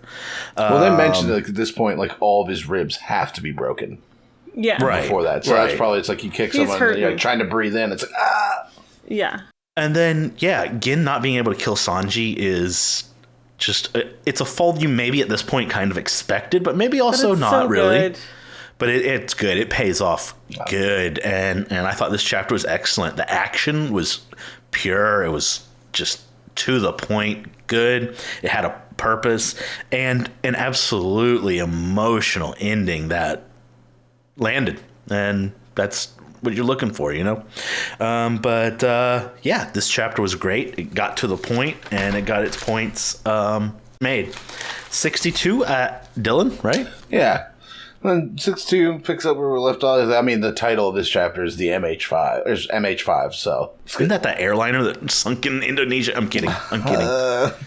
And so, like, at this point, Don Krieg's giving the monologue of, like, I chose you because you're ruthless and heartless. I thought you were above feeling this shit. And it's like, oh, I'm sorry. Like, I never meant to betray you. And it's like, and I don't regret any of the stuff I've done for you. And it's like, but this is the one person I can't kill. Like, this is the one time. Like, I'm sorry. And after that, he even says, it's like, I'm sorry I failed you, I know, but, like, please, like, is there any way we can just let them go? And he looks up to a great panel of, like you guys have said, like, Gin has got, like, an extremely expressive face. You can really read the emotion in his face. And he drew this one really well, because it's like, he looks remorseful, and he's hoping against hope. And then I like the other parts. It's like, oh, Commander, you stink! And at this point, he's like, all right, I'm angry. Time to shoot you. And like everybody pulls out the gas mask, and before he shoots it, he's like, so again, you drop yours, you're no longer part of this crew. Yeah, this gas is meant for you too. Yeah. So from what I'm understanding, this is fucking Nerf gas. Got it. Yeah. Like some CIA shit. And I love, like, Luffy at this point, it's like, I'm not gonna let you do this, and like he's running on the mast, and he eventually goes underneath it and starts like spider crawling up it. I like seeing that. That was fun. I wrote that down too. I was like, Luffy absolutely scurrying. Yeah. Squeak, squeak, squeak, squeak. And the onomatopoeia for it is great too, because I just imagine that's like what a mouse in your wall sounds like. Squeak, squeak, squeak, squeak, squeak, squeak. Yeah. Cats in the wall. Now you're talking my language. So, because the first one didn't show up, so I put another cat in there to draw the first one out. Yeah. Always Sunny V. Oh. And then, Luffy's pretty, because he breaks the mask and he's back on the ship again. He's like, can't drop that mask. And like, Luffy's like, don't listen to that wimp. Or that he calls him a pansy. He does call him a pansy. Don't listen to that pansy Krieg. It's like, damn. He's like, I'm going to beat him up. And again, it's like, don't belittle him. It's like, I get it, but like, stop. And then he throws his gas mask away. And then he finally, and the panel when he actually shoots it and does like the deathly poison gas bomb, MH5. That's a great panel. Yeah. And I will admit, I kind of like the idea of like the shield grenade launcher. That's a weapon that I've actually really liked the design of. It's got great use. Because every time you see the back of it, you actually see like the belt of grenades and canisters that he has that's like feeding into it. That's so I've loved everything about that. All the cooks in the water are smart. They're like, all right, I'm going underwater. Everybody puts on masks. And I love fucking, as they're getting ready to do, Luffy just reaches down and grabs 2 masks off of pirates. And he's trying to dish them out. And then he throws them, and then he's looking around. He's like, oh shit, I need a mask. Everybody's gone. Oh, what am I going to do? What am I going to do? And one just ends up next to him. And then I think, the chefs that are still on the bar run to the back trying to get away from it. And then Don Krieg, much like most war crime committing warlords, it's like, this is military might. And it's like, no, this is a psychopath with too much power. And then I like seeing like it's not a full panel, but it's like the 2 panels on the next page where it's showing like the gas around the ship and everything. And they're really power, and then it starts to dissipate. Everybody's like, whoa, phew, made it, so lucky. And then as it finally spreads, you see Sanji's on the ground with somebody holding a mask to his face. Lo and behold, it's fucking Gin. Fucking Luffy's like, oh shit, that was your mask. You threw your mask. Why would you do that? Like, so this is some nasty, like, this is war crime gas, because you can see he's already bleeding from his mouth. So this is something that gets into your respiratory system and destroys it. Yep. So started coughing up blood. It's like, yeah, he's fucked. He's gone. And Don Krieg is heartless as hell. He sees it all the time. He's like, well, it's a little bit of kindness. And he did this all for a little bit of food because he had to save the people who were kind to him. It's like, what can you say? Death is the only cure for fools. That's a strong line. And before again, when kicks a bucket, he's like, ha, Don Krieg. Funny guy. And then just fucking dies. Assumed. And then Sanji's sad because, with this line, Gin, you made a mistake in choosing to follow that man. It makes me think that if Sanji and Gin had met outside these circumstances, Sanji was like, no, I would have been probably steadfast friends with you. I think so. Luffy is pissed.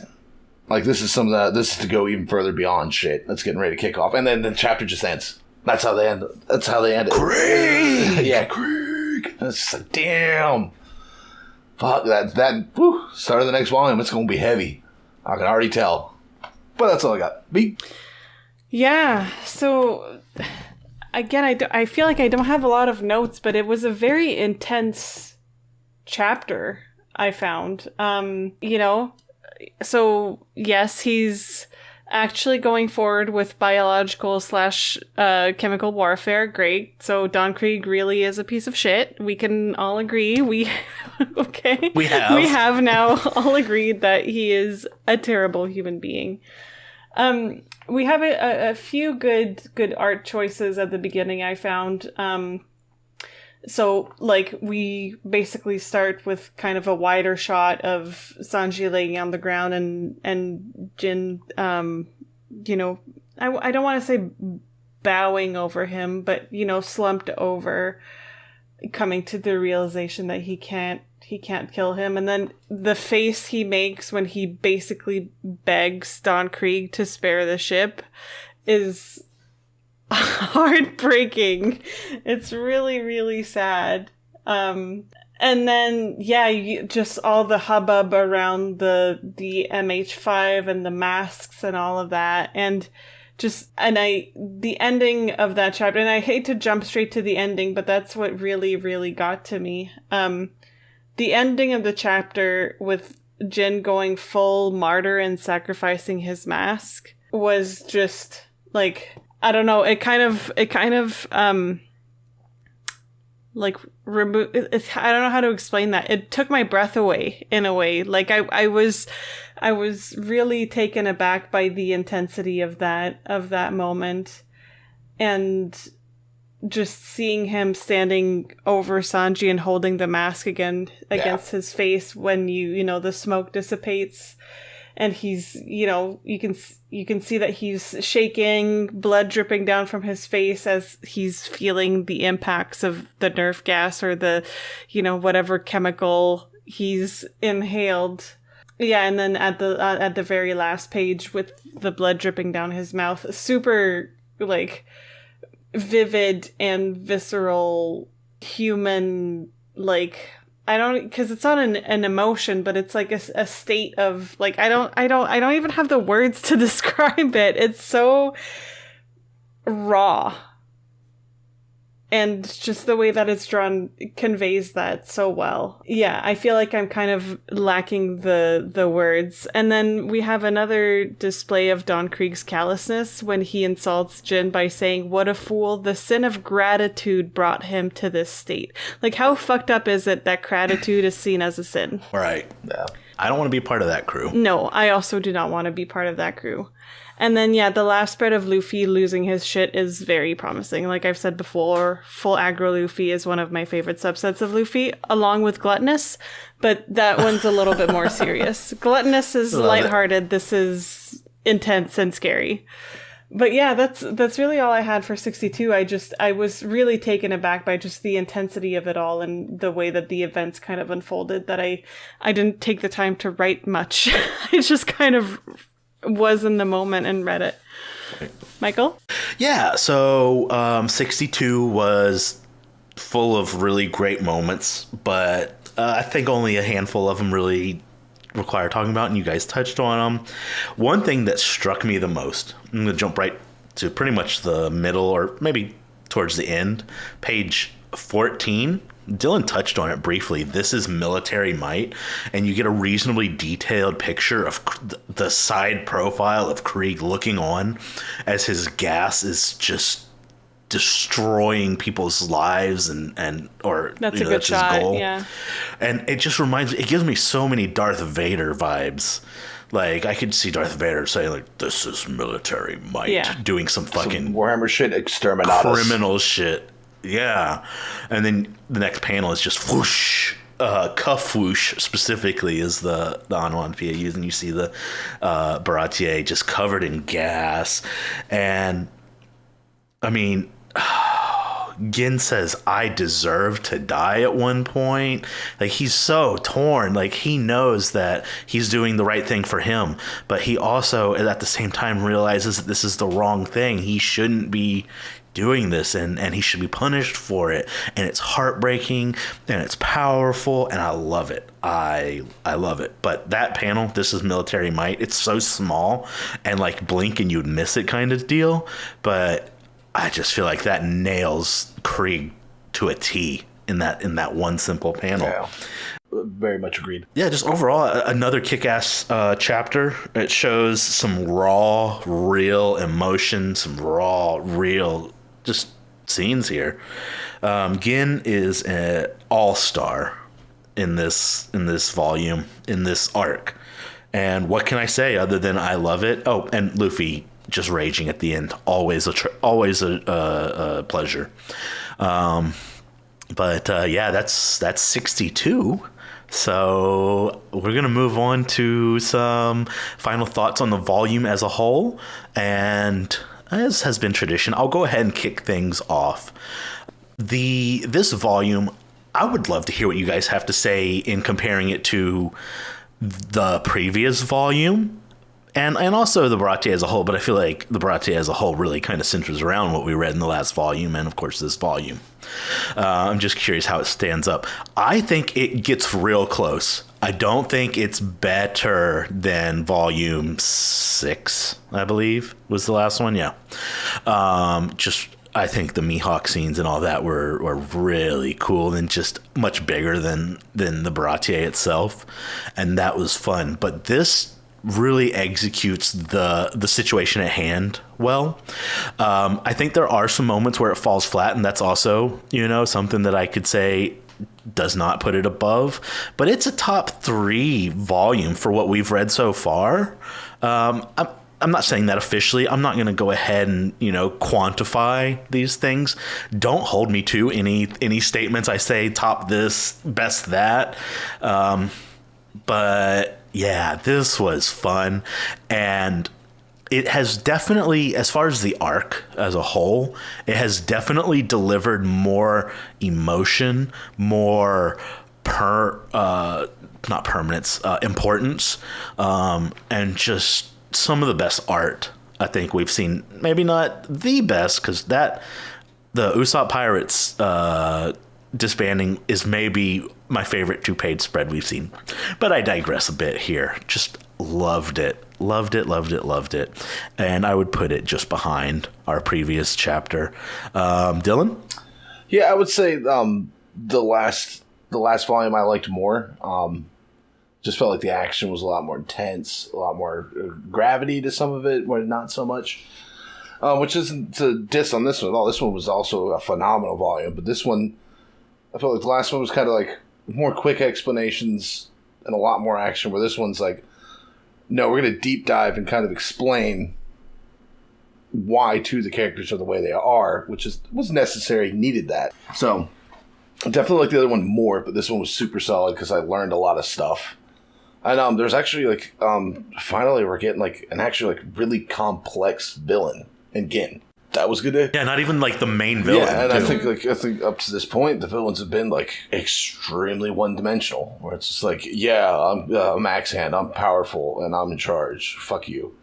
And Buggy's I just want money. And kind of doing that. I'm a little silly. And it's like a rubber nose. But but with Gin, he's I am ruthless, but you showed kindness, and after being showed kindness, I'm aware that I am capable of such things as well. Which is really interesting to see. I like that. That was really good character development for Gin. And there's also some really good art in this one. Really great. A lot of really good shots. Not as many full panel, 2-panel spreads, or 2-page spreads, but the ones where he's doing half-page panels, there was some really, really good art in this one. And the darker start, because now that he's been using it a little more, I think we've seen it more in this volume than we have before. Anytime I see that in the opening, I'm at the point where I'm associating that with there are grave consequences at hand. If something doesn't go right, someone's in a lot of trouble or may die. But yeah, no, this one was solid. Definitely like the one before a little more. Just a little. But this is a great volume. I thoroughly enjoyed it. B? It's hard to say. I think for me, they both have really interesting and compelling moments, but they're different. I feel like I felt the humanity of the issues at hand a lot more in this chapter than I did the previous, this volume, as compared to the previous volume. The previous volume felt to me like it was more, this is a work of fiction. And while this volume is also a work of fiction, it also touches upon very real themes of people that have experienced these things, like famine, starvation, getting attacked by chemical warfare, suffering the effects of gas like that. It was very real for a manga. And especially a silly manga. Exactly. We're talking about shonen. It's not meant to be serious, and oftentimes it's not, but it has those moments of very intense, real emotion, and I like that. I'm a little bit of a masochist. I like to cry when I read stuff. I like it when it hurts. Oh God. But and yeah, not making a joke of this, I think it was honestly a great volume, and I find it difficult to quantify it and to put it in an order of preference.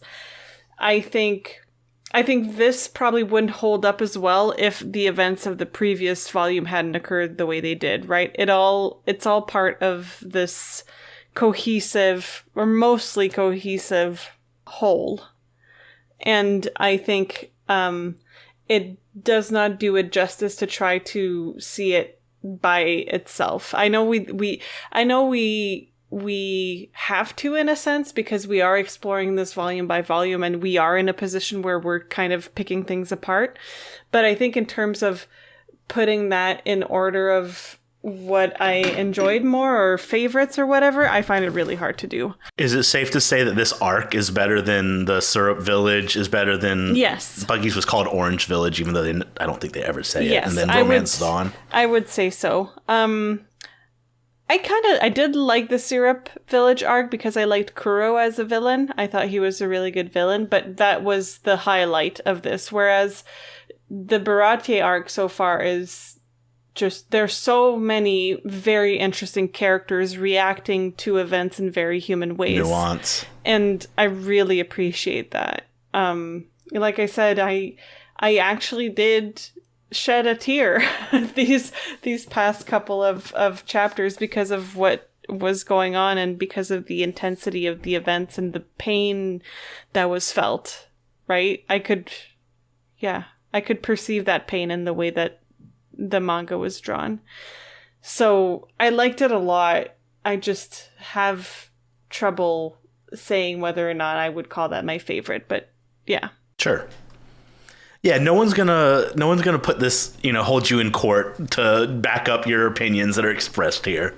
I certainly won't. Dylan might. Dylan's like, and what did you think about chapter 4? Man, quit pandering. Answer the question. So on that date, you actually said that you liked that more. What's that about? Anything else you guys have to add? That's all I have. I'm very much looking forward to the next volume, just seeing Luffy about to go insane. He's about to go ham wallet. Oh yeah. He's like I was in a Bloodhound gang. I wouldn't use that. I'm just very much looking forward to what's next. Yeah. 8. It feels so fun to say it. 8. We're on 8 now. 8. And, with that, I'm going to go ahead and lift the embargo on 8. You guys feel free to read at your heart's content. We're going to go ahead and shut the book on 7. What a wonderful discussion we have had. And as always, I just want to thank any listeners here for listening. We love talking One Piece, and we love having you be there with us. We would love to hear from you. Please check us out on Twitter. @PodPodFruit is our handle, and our Discord link is in our description. And just one last time, do you guys have any last words before I close things here? I have one last word. We're on TikTok now. Yeah. Hey. Oh, we're on TikTok now. Come see us on TikTok. Yeah, you can catch some previews, some illustrated previews on there. Maybe someday our face will be on there. I don't know. Maybe. I don't know. I have a face for radio. Right, same. Guys, don't say no, that. Dylan, you are a handsome man. You're Dylan. both handsome Anyway. boys. Thank you. So, again, thank you for listening. V, Dylan, thank you so much for joining me tonight. And as always, bon voyage. Bon voyage. Ciao, Bella.